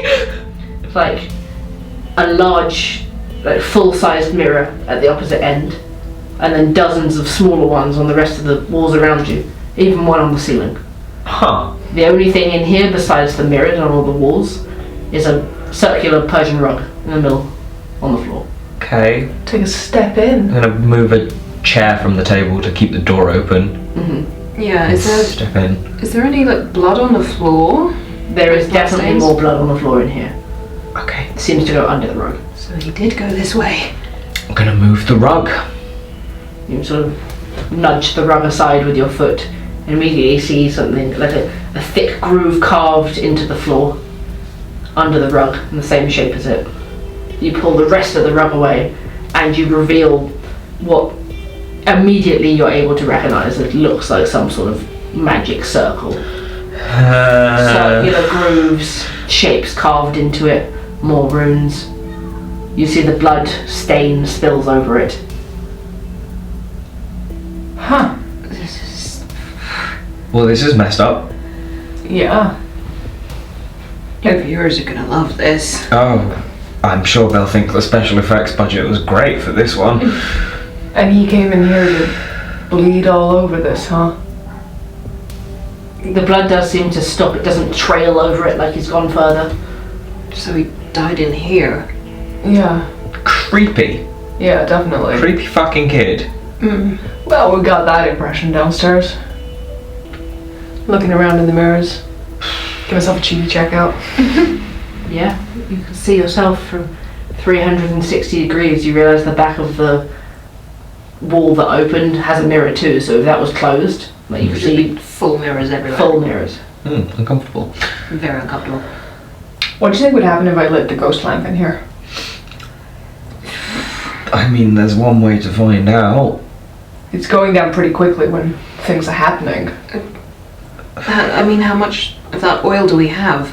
There's just under half left in the lamp, and I've got that one oil pot that I found. It's just a quick look, right?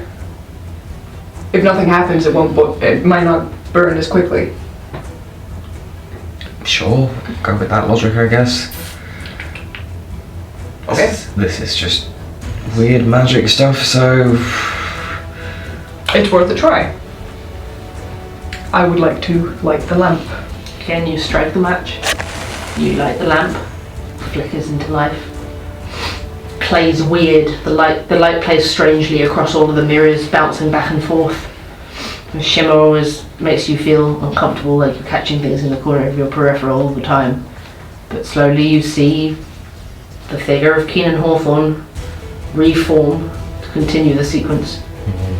You see him stumble in here and kick the rug away, and clutching his shoulder, squeeze it so the blood runs further down his arm. Oh, creep. Turn back towards the doorway. You're like, you don't get to do this to me. Take a knife out of his pocket and just slit his own throat. The body falls down onto its knees and then onto the circle. Fucking hell! This creep! I hate this kid! Lift up the lamp, blow it out. You're left stood in just the light coming through from the open door in this room full of mirrors, staring down at where a second ago you were watching this silvery impression of a body bleed out onto the floor. I'm just gonna get out of this room. Yeah. Me too. Me too. Yep. Yep. Yep. Let's go. Yep. You make your way back out of this mirrored room into the seance room.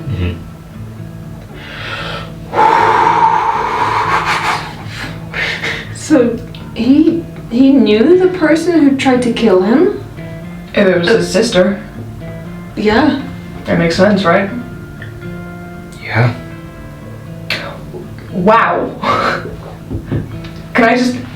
Ghosts are real? Yeah. And we just saw the past?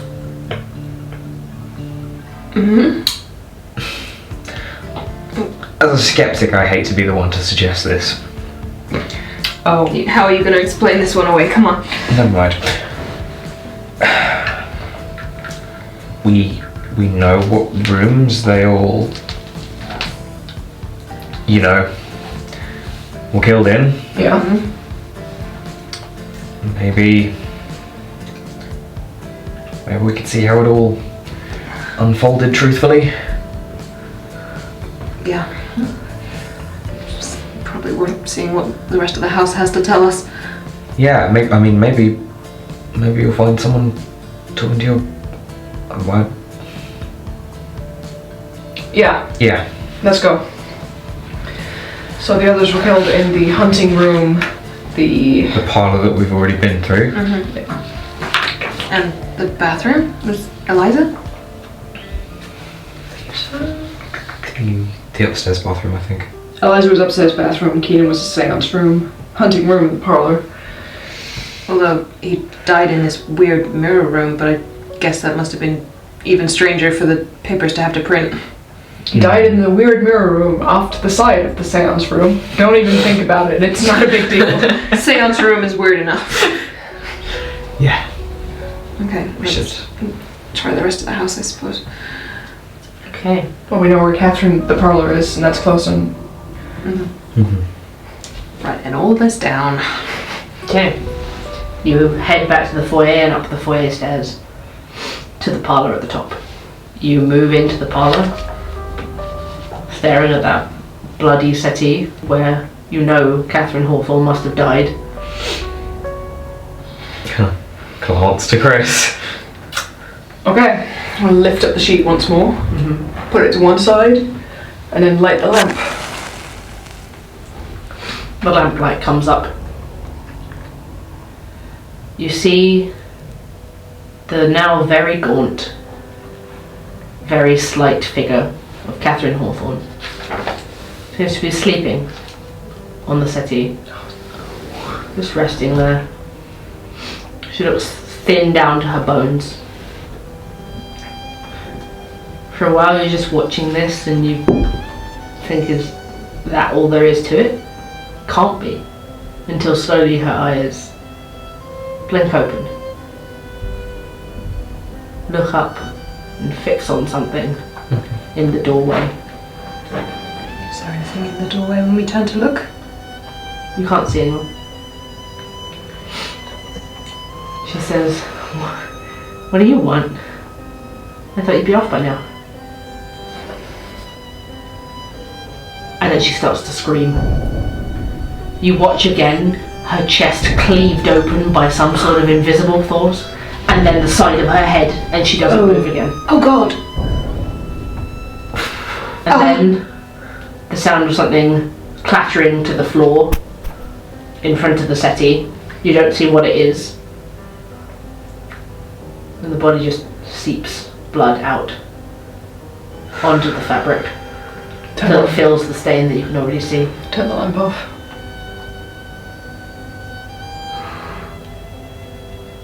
I thought you'd be off by now. Whoever it was due to leave? Was Lyra going somewhere? Maybe she was set to... Why would she tell them if she was going to run away and marry your brother? We don't know if that's the case. But... I mean, when you came back upstairs, Jay and I heard another voice downstairs that said something like, leave me here, this is how it's got to be, and so I don't know what's going on. I thought you'd be off by now. Whoever it was due to leave. Or just go into town, you know, heading off, heading out. What if it was Harvey? Why? I don't know. I just... You're gonna just accuse your brother of being a murderer? No, but I don't want to believe that, okay? But you're supposed to be off right now? What do you want? That wasn't a friendly thing that you say to a family member. I don't know, I guess it depends on the family. I guess. I don't know, this is just... Should we maybe look in the other rooms and see if that gives us any more information? Yeah. Yeah, I mean, these walls are literally talking to us, so... You wanted to know about the family history? It's right here. Getting a first-hand account, it seems. Writing all this down.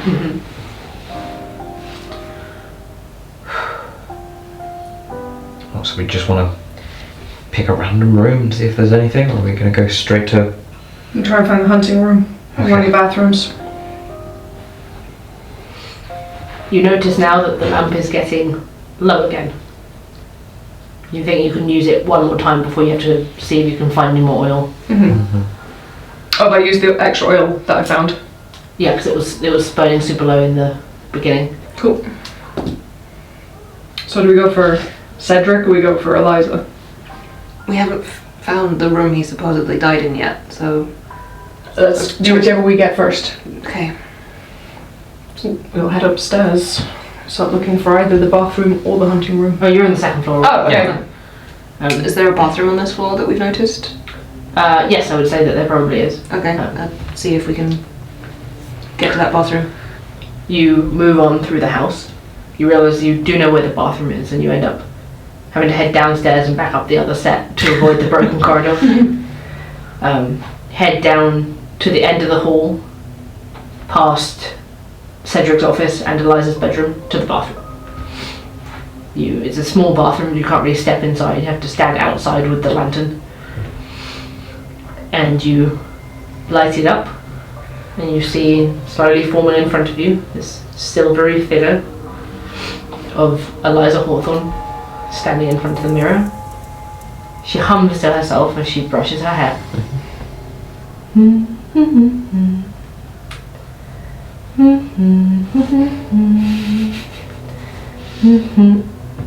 Stops, turns around, smiles.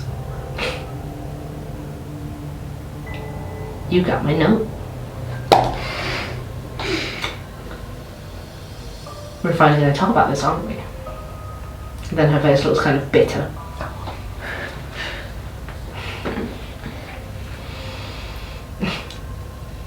No, don't talk to me like that.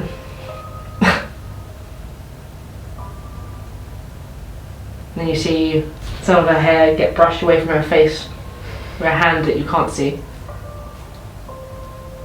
She looks up at whoever it is that you can't see in front of her. And then she starts to choke.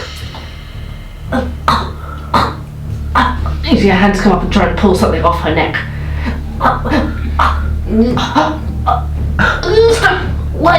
What are you... And then you see her body forcefully smash back against the mirror. Oh jeez. Oh jeez. And then behind you, you hear footsteps coming up the hall. You glance back, and you see, again, Keenan Hawthorne, but this time stopping in his tracks, looking at the scene in the bathroom, eyes widening and turning around and bolting. Ooh. In the family portrait, was Lyra taller than Then her sister? Yes. how much so? that kind of height that Eliza was just looking. Good couple of inches. But not... Not quite that Oh high. my god, Harvey. Before the light goes out, you hear another sound. This time sort of proximity seems to be coming from this office, the study. Man's voice talking. Just kind of quietly push these two along, because... Is the lamp still going? The lamp's still burning down. There's just a little bit left as you move in towards the study and hear a man's voice say, Henry, I wanted to talk to you. I saw you outside trimming the garden yesterday, and I couldn't help but notice that you took your secateurs to the big oak tree. You glance in, you can see Cedric sort of pacing around this room, and at this point he turns, leans on his desk. Again, you can't see this Henry that he's talking to at all. I've told you before, you don't touch that one. No, you never touch that one. Sucks to be Henry right now. You're dismissed. And we can't see who he's talking to. No.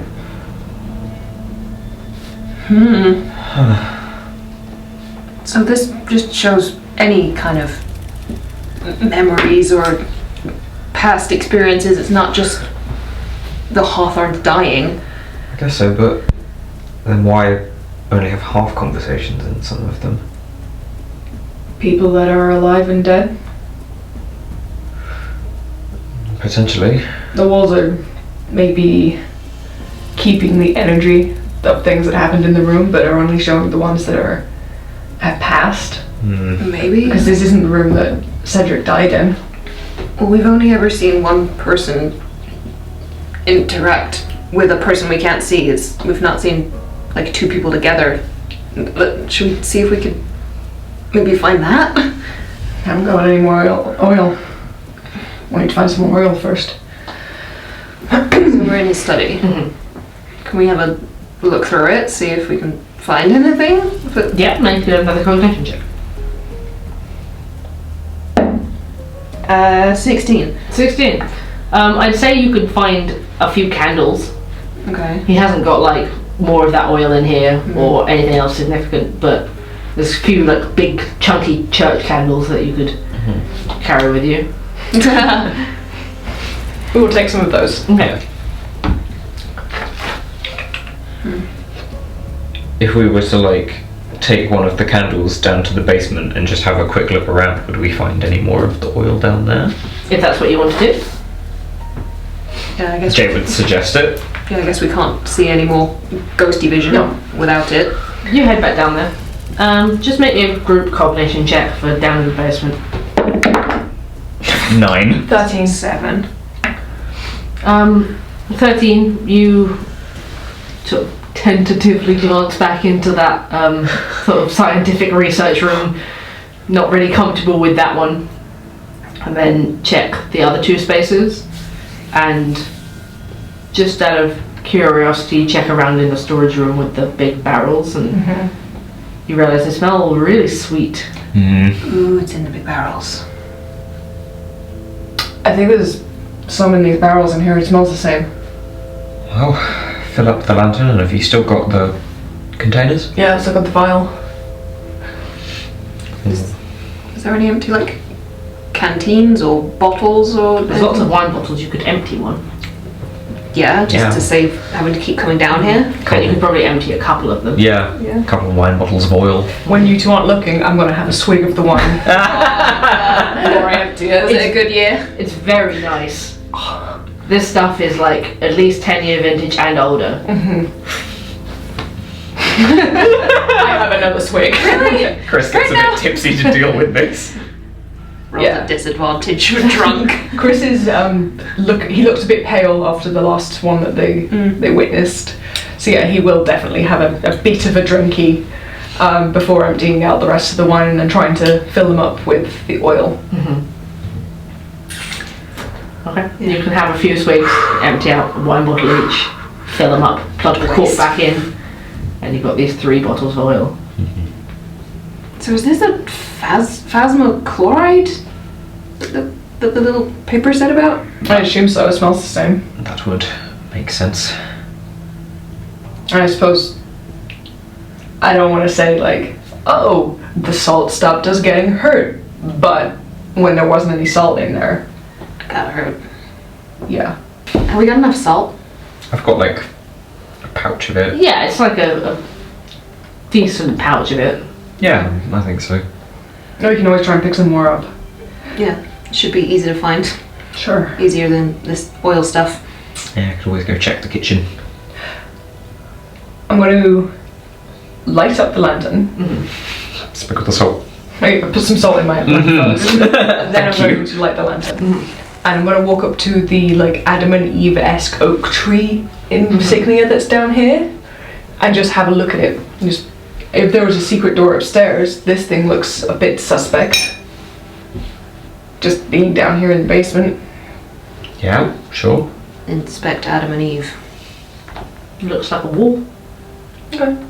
Have a bit of a feel around like any of the carving or grooves or push. As you're feeling it, you push it, it seems pretty damn solid. You do hear again with the lantern over here. It has to be this way. Where's that coming from? Can't tell.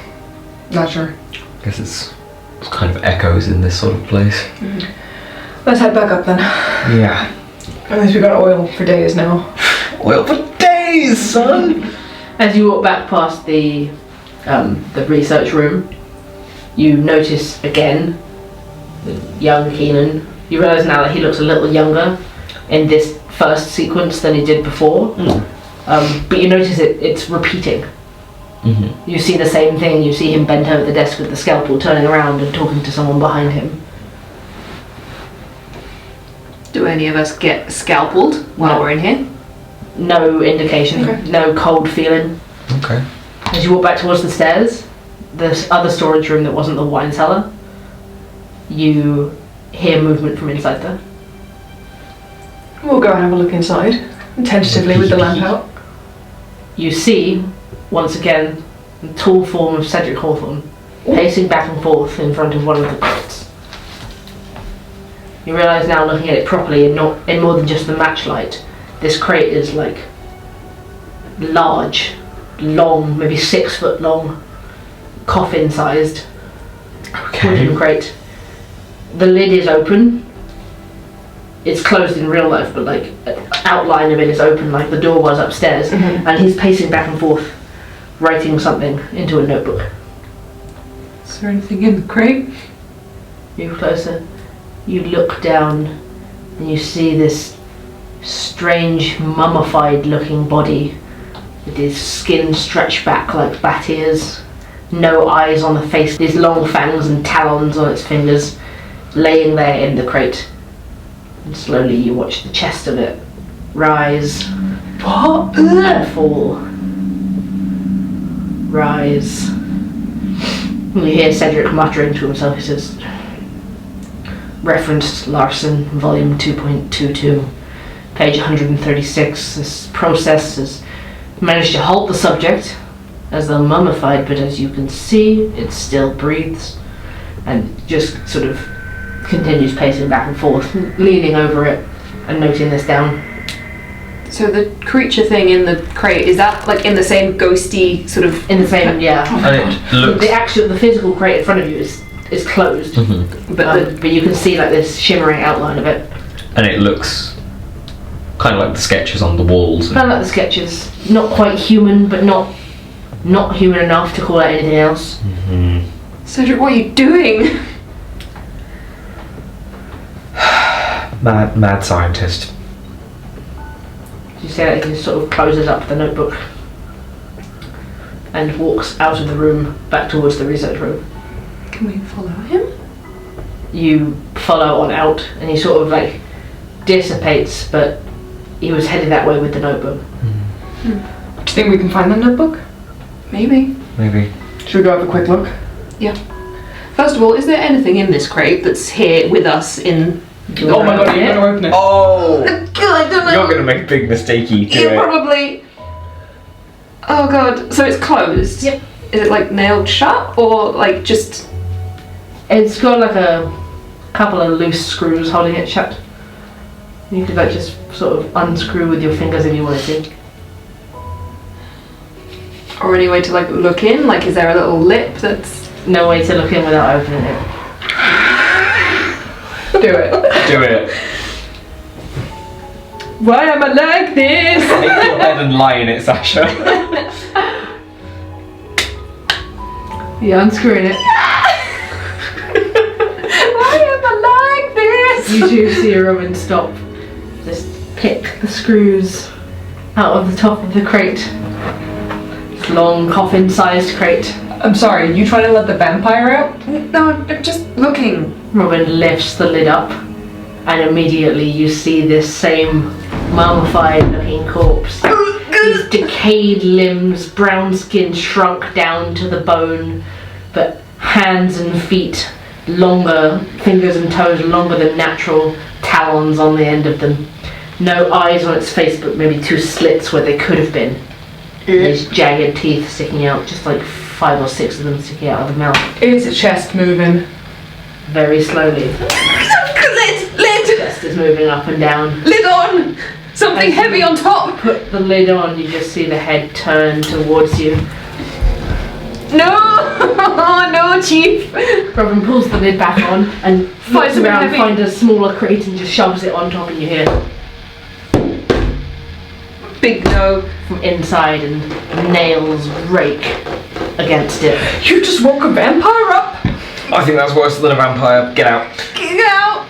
You get out of the storage room, you just pull it shut.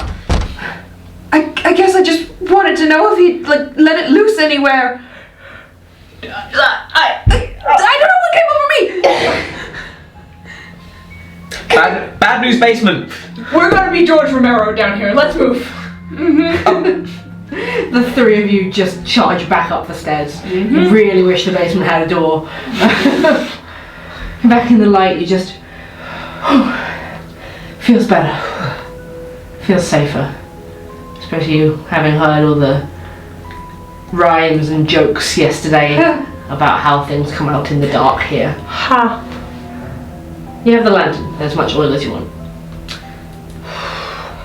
At least now, we can just keep that thing burning, and if the house has something to tell us, it'll tell us. Yeah, so there was a hunting room here, right? It's up some way, I guess. Great, because if there's a hunting room, maybe his rifles will be in there and I can take care of that thing down there. Yeah. Because I'm not comfortable letting something like that, you know, just exist. I mean, 10 years or longer, it's just been in there. Yeah, but now it's kind of awake. But maybe if we just don't disturb it, it'll just Go back to sleep. go back to sleep. Or I can just put a bullet through its eyes. Non-eyes, slits. Ding. You hear a piano key. House says music room. We'll go in the music room, I guess.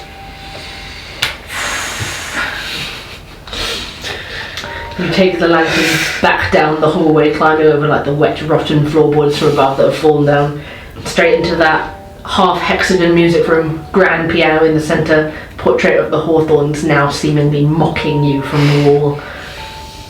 And you see the keys on the piano depressing. Just someone playing this beautiful echoing piano music haunting through this room. At the piano you see Lyra Hawthorne sat there playing this piano music. You see her looking up, smiling, saying, okay, turning the page, starting a different song, sort of laughing to herself, edging along the piano stool. And behind you, you feel a presence of something slightly cold, and you turn and you see Eliza watching from the door, looking sort of slightly discontented, frowning, turning and leaving the room. This music just continues hauntingly through the air. So if we're seeing Lyra is dead. So she didn't make it out with your brother. Maybe she did kill her family. If she'd been the one to do it, then we would have seen her. That's Yeah. actually pretty accurate, yeah. But this begs the question of why they never found her then. Yeah, where is she? I think Harvey he's sitting next to her at the piano right now. Yeah. I think. Eliza had a thing for him. It was written in the back of her book. And she's just creepily spying on them. I'm gonna pull out the notebook, the botany book from upstairs, and flip to the back page that's got like love hearts and Harvey and Eliza's name in it. And pass it over to you two. Yeah. Looks like some of my school books.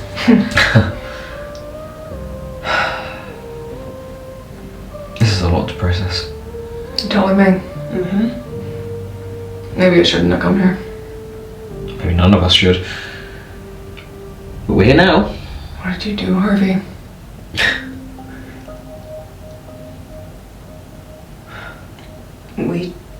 We should find that hunting room. Yeah. Yeah, we keep saying we will and then. Getting distracted, so up. Up. Okay. You head on up to the next floor. And you try a couple of different rooms. Whilst you don't find the hunting room right away, you do see a few more scenes. You find the master suite. That must be Cedric and Catherine's bedroom. And you see Catherine sitting there at the edge of the bed, arms around herself, looking very sick. You see Cedric standing at the dresser, holding a letter, looking it over, putting it down on the dresser and turning to her. Catherine looks up at him and says, "I'm not getting better, Cedric. It should be me this year. I mean, you haven't chosen anybody else yet. It should be me." He's like, "Absolutely not. We're gonna find some kind of cure for this. There's gotta be something in one of my books, or we'll send you to the mainland." Picks up the semi-translucent letter, taps it. "They said they could help you on the mainland." Catherine just, "I don't want to go to the mainland. I don't want to leave this place. We're only safe here. And you will only be safe if you choose someone, and I seem like a suitable candidate. I can be up there on the wall." Cedric shakes his head, slams his hand down on the dresser, and leaves the room. She can be up there on the wall.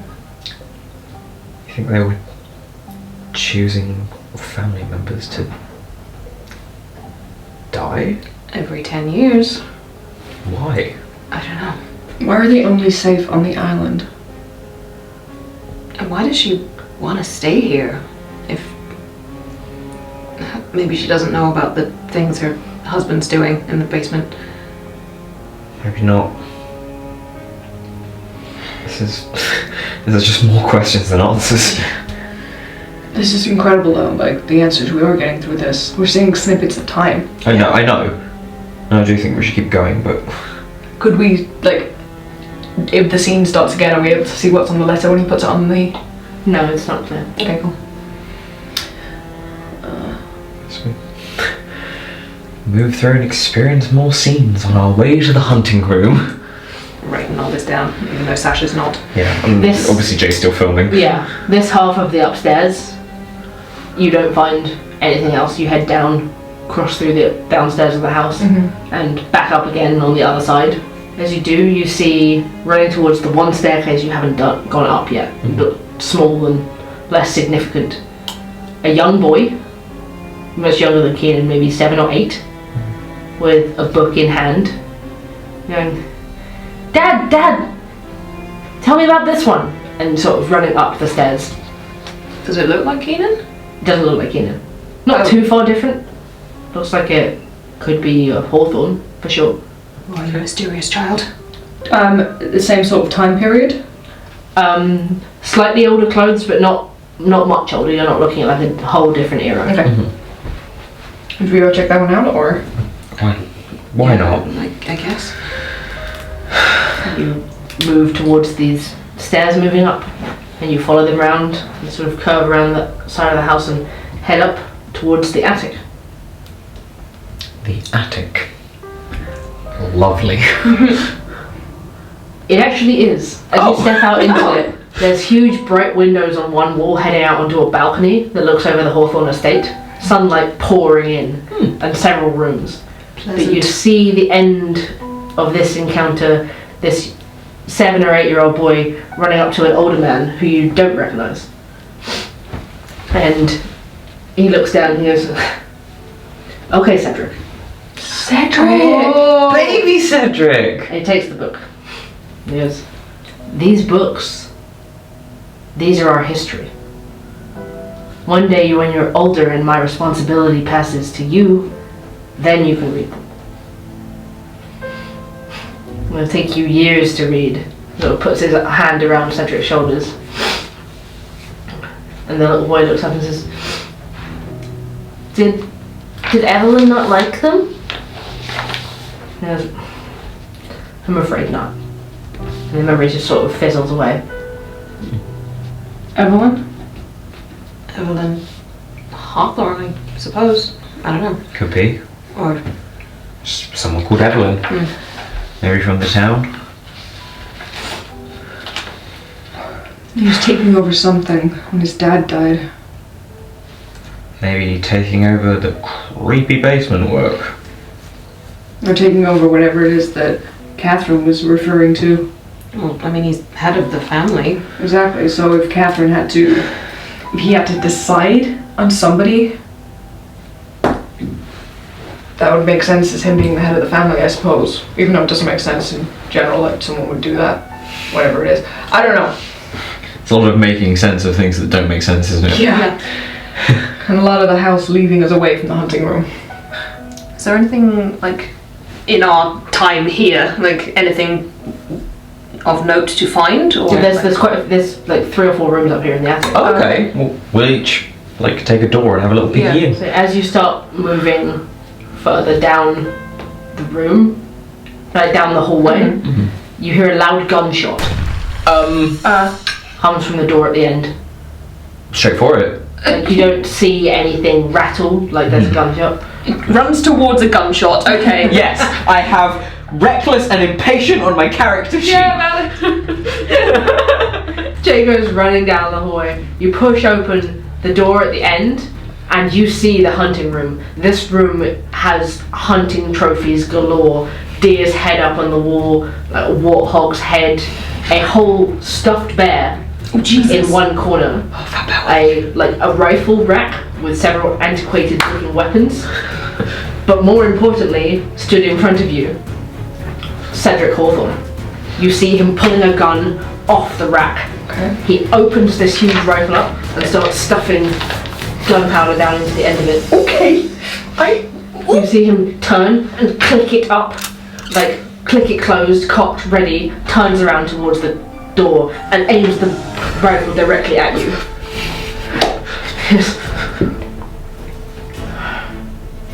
Henry, and fires the shot. Ooh! Who's Henry? Who's Henry? You don't see who he's firing at, and he doesn't seem to see what happened, as like this small cloud of smoke out of the end of this antiquated gun fades away. He cocks it a second time, moves out of the door, like face sort of twisted in anger, and then you see the back of his neck get cleaved and his head hang downwards. Oh shit! And he just crumples to the floor on top of the rifle. Just a thick puddle of red spreading out from him all the way across the hallway floor, seeping into the floorboards. You two will just see Chris just suddenly heave this huge sigh of relief of just like, okay, Henry! Henry killed them? Sounds like Henry chopped off the wrong tree one too many times. Yeah. So, Henry was The groundskeeper? Maybe. Yeah. Maybe. Yes. Oh. Someone had worked here. Oh my god, it wasn't Harvey. Okay. Thank God. Fuck! The memory fades away. It's quiet for a moment. Then you hear one more. I've already packed it. It's in your suitcase. Very quietly from one of the other rooms. Let's go. Yeah. You go through a door almost opposite the hunting room and enter another bedroom. This one neatly packed up. It's got frilled sheets rolled up at the end of the bed, stripped basically bare. Very few possessions in here. Light streaming in through the window. And you see Cedric leaning on the dresser, sleeves rolled up. Yes, mother. He listens to the other part of the conversation that you obviously can't hear. We're not going to let anything get you. That's why you're going to be safer in the home.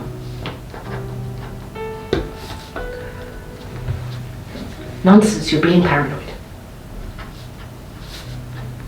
Let's get your bags, come on. Ooh. This last day with his mum before they packed her off. It must be Alice. Must be. And as she's not here, she's still alive. Well, she must have been to send you the letter, so... Well, But confirmation, I guess. yeah, like, we... She didn't pass in the home at any point. Starts again. You just hear, I already packed it. It's in your suitcase. What's in her suitcase? Yes, mother. We're not going to let anything get you. That's why you'll be safer in the home. Nonsense, you're being paranoid. As you watch the ghost, the imprint echo of Cedric Hawthorne walking out of the room, you notice, hard to see at first because it's against the wall where the door is, just a large picture frame covered over with a sheet. Take the sheet off. Yep. You see, just like the portraits downstairs, perfect size, gilded frame could fit right back into that space. A portrait of, looks like it could be Alice, but younger. And you recognise from the hallway now Cedric's father and very young Cedric. And another girl sat there, must be a daughter. The face has been violently scratched out. Okay. Like, bigger or smaller than Cedric? It looks about maybe at least 10 years older than the boy, based on the size. Okay. So that might be the Evelyn? Evelyn that was mentioned. Maybe. Older sister. I suppose so. What did he say? Evelyn didn't like the books. So, what, she left? Maybe. Got disgraced out of the family. Yeah. That's not good terms. No. The fact that so many of those former Hawthornes are still in the portrait room, but this one picture is gone. And almost torn to shit. Yeah. Alice wanted to Take look it. after it, I suppose. But it stayed here. I mean, we can ask her if she had a daughter called Evelyn. If we're going to go and see her. Yeah, we can do that. Yeah. Yeah. I think we've got a lot of questions for her, right? Yeah. You step back out of Alice's bedroom and just catches your eye this huge balcony. And the three of you kind of feel the need to get a bit of air. Yeah. Yeah. It's been a heavy morning / afternoon. It's stuffy in here. Yeah. What kind of time is it? Afternoon. Afternoon is probably like 2 o'clock. Okay. Been in a while. Hungry. You head on out to that balcony and find the door, just unlatches from the inside, able to go out sprawling sort of stone space with these stone balustrades around it. You go out and lean on them and feel the sun beating down against your skin, feel the fresh air. You see this sprawling grounds of the Hawthorne estate, 2 acres of lawns, and just past the back of it, this massive oak tree. Well, that must be the oak that Henry got told off for cutting down, huh? Yeah. It does look beautiful, and you say, Jay, judging from just the size of it alone, I know my maybe plants. like at least 200 or 300 years old, this oak tree. That's an old tree. This has been here as long as the family's been here, it seems. Only one stories the tree can tell then. Plenty. Well, I mean, the tree's not dead, so we're not going to talk to the ghost tree, are we? No, but I kind of meant, go there with the lamp and see what ghosts hang out at the tree. Yeah. You also see, beyond that, you can see all the way down to like the curve of the town in the bay, the steeple of the library, in the old church, the colourful roofs, and this massive expanse of beautiful pine forest stretching over Adler Island. And from where you are, you realise you can see just a clearing in the middle of the island. That's separate from everything else. And that's not on any map that I've looked at of the island, is it? Nope. I looked at a lot of maps before I came out here, so I could get a lay of the land. And there was no big clearing in the trees. It should just be trees as far as the eye can see. Wonder what it is. I suppose it depends how old the maps are as well. Maybe it's a recent thing. I've been looking at pretty recent maps. Like, I don't go for older ones, because it wouldn't be in use. Could a bunch of trees have just been chopped down there or fallen? Oh, it's Henry. His lust for trees is absolutely insatiable. I don't think that's it. I don't know what it could be, so worth bearing in mind, I guess. I mean, worth joking out, seeing as there's all sorts going on around here. Yeah. Should we keep checking out the house though first, or do you want to go check out that big old tree?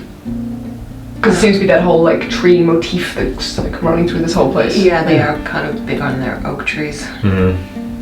Yeah, oak tree it is. Alright. Let's go and have a look. At that moment, the VHS clicks to the end as Jay's cassette runs out of footage, and the three of you, back in the present, realise that you've been sat on the couch in Beacon House and you've watched 4 hours of yourselves exploring, just absolutely mesmerised watching back this footage as it fills in your memories for you. And it caught the ghosts on the screen. It did. Oh, including the one that came right up to you in front of the... I imagine we were all sat on the sofa together like... Now sat there staring as it returns to static once more. Did we just watch 4 hours of tape? Yeah, that's how long they run for. We saw ghosts. We sure did. So many ghosts. I'm sorry for saying that there were weird shadows in the trees. Yeah. So the lamp keeps them away as long as there's salt in it? And you still have the lamp. I've still got the lamp. Keep a hold of that. Do we have any of the oil stuff that fit?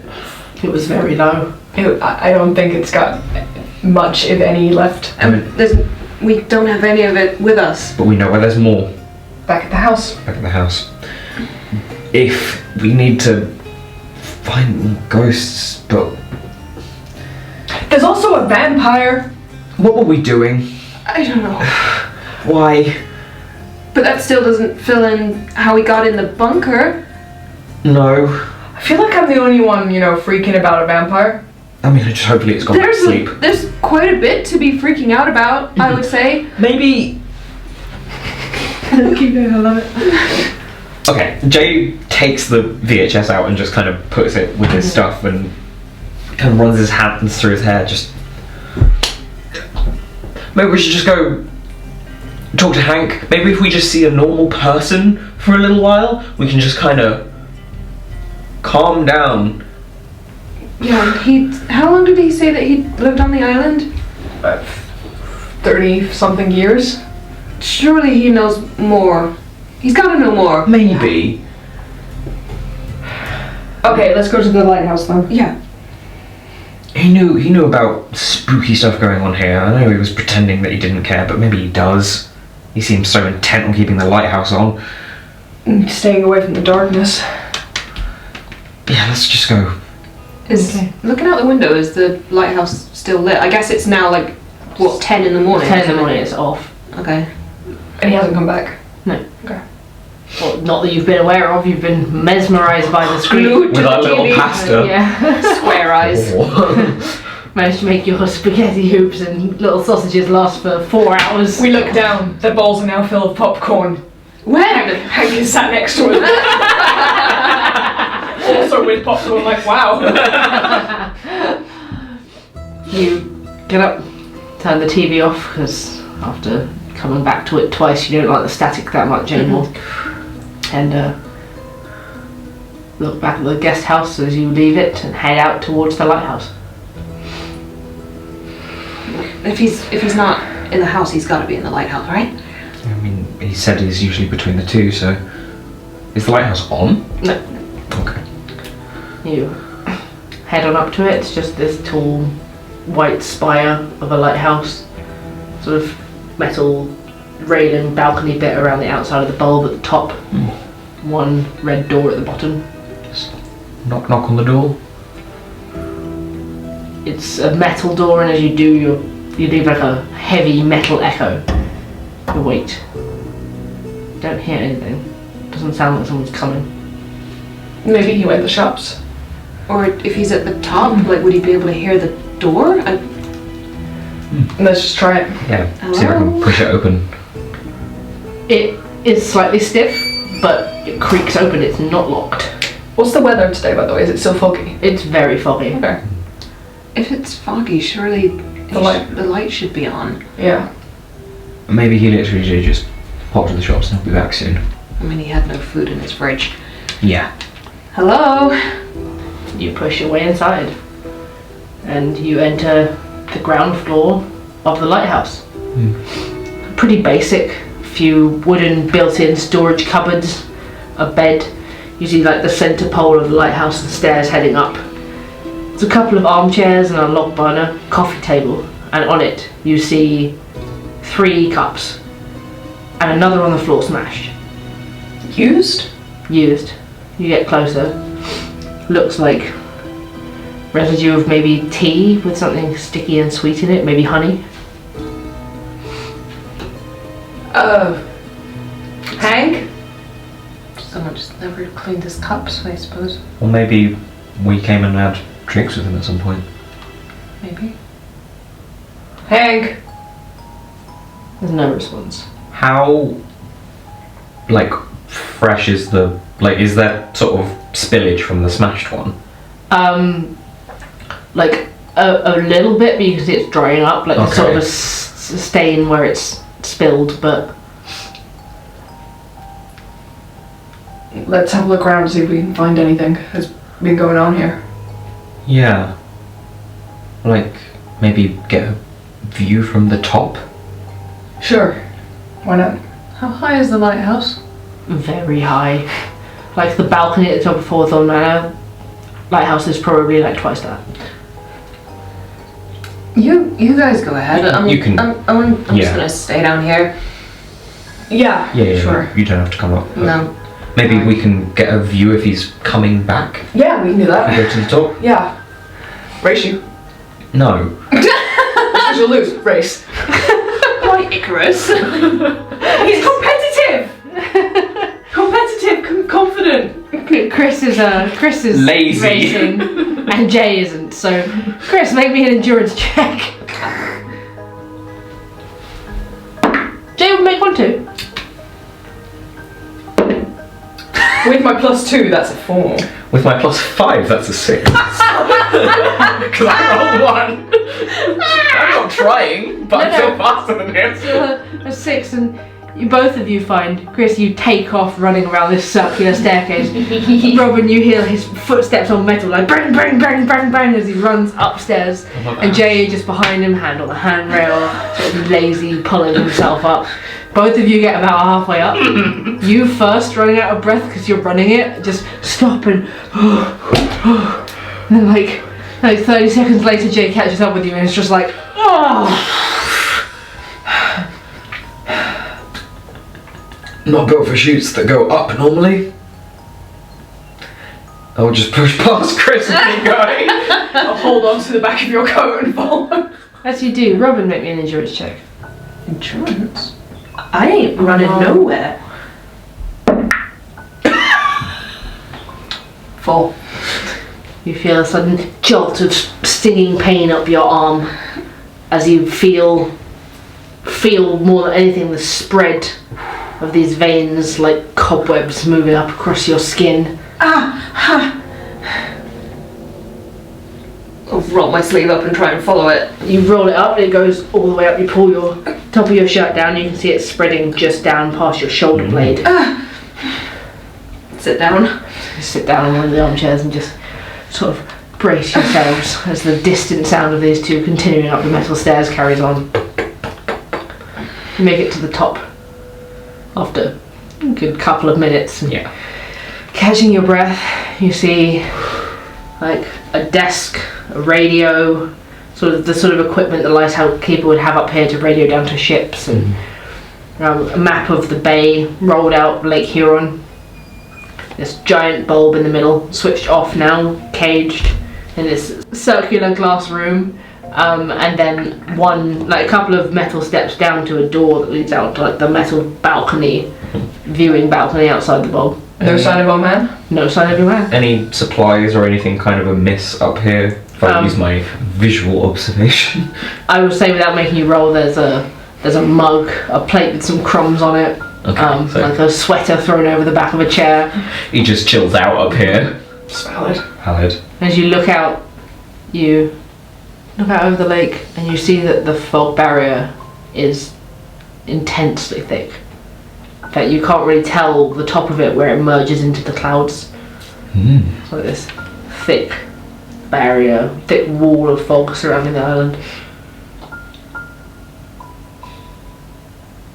I know it's daytime, but I feel weird about the fact that he's left this place off and unstaffed. I guess the boats don't come in that often here. No, but there might still be. A safety thing, I suppose. I don't know. It's not my job. Let's have a look out and see if we can see if he's coming back. We shall peer outside over the railings. Step out the door onto the balcony. It's pretty chilly up here at the top of the cliff. You look around and you can see the top of Hawthorne Manor from this vantage point in the trees. You realise you can see the balcony that you were stood on in the tape. And you can't see Hank. No sign of him. Anywhere. Not even like towards the town or anything. No. I mean, it has been 4 hours. I guess. But like you said then, why is he leaving this place unstaffed if it's so thick in the fog? I don't know. Downstairs. Robin. Maybe a cognition check. 17. 17. As you're sat there in the armchair and just resting your head down, and just from where you're sitting you can see another VHS cassette. It's been knocked off the table by the look of it. Is there anything written on it? Or Nope, just looks like another one of the ones that Jay's been carrying around. Blank one. not got a Lion King sticker on it? Or No Lion King sticker. It is all wound all the way to the end, like it's been used or watched. Okay, I'll pick it up and hang on to it for when Jay comes down. As you do, you notice just the sound of dripping water somewhere in the lighthouse you didn't hear before. I'm gonna look around to see if there's like a tap on or like a leak a- somewhere or... Little kitchenette sink and sort of stovetop in one corner, but it doesn't look like it's leaking. You get up and go over to it. Look down into the sink. You hear the sink gurgling. Unpleasant. Then you hear quiet cracking. You turn back over your shoulder. You see a thin hairline crack forming in the wall of the lighthouse. Very slowly. And out of it, the very tips of what looks like tree roots. Oh no! Back, lads. Call out to the others. Guys!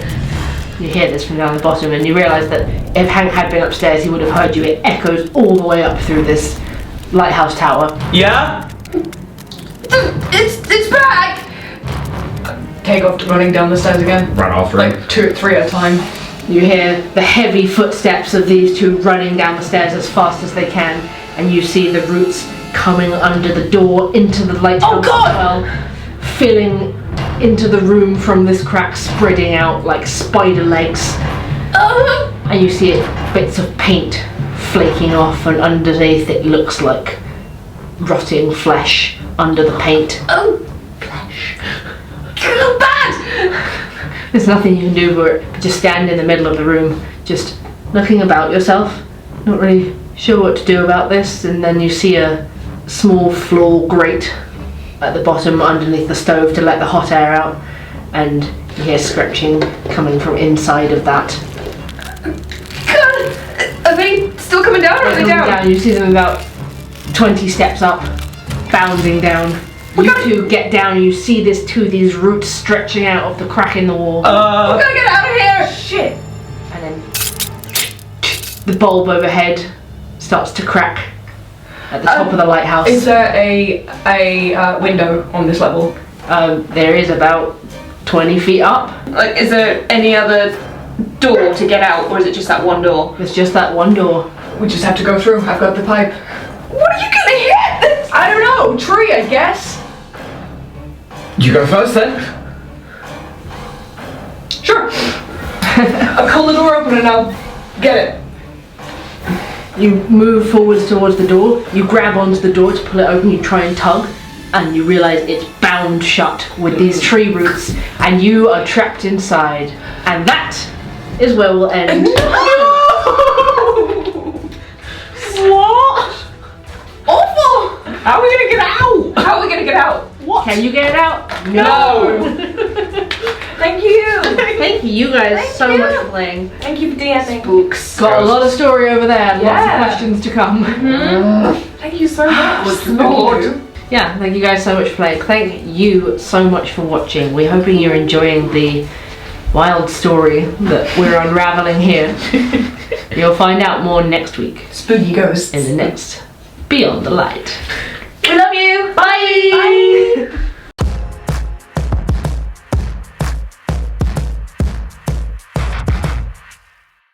Well, I'll see your mother, Cedric. Thank you so much for watching tonight's episode of Beyond the Light, and to all of our community over at patreon.com/Nyxrising who made this series possible. If you'd like to support us on Patreon or via the YouTube join button below, you'll get access to a guide on how to play, outtakes, and much, much more.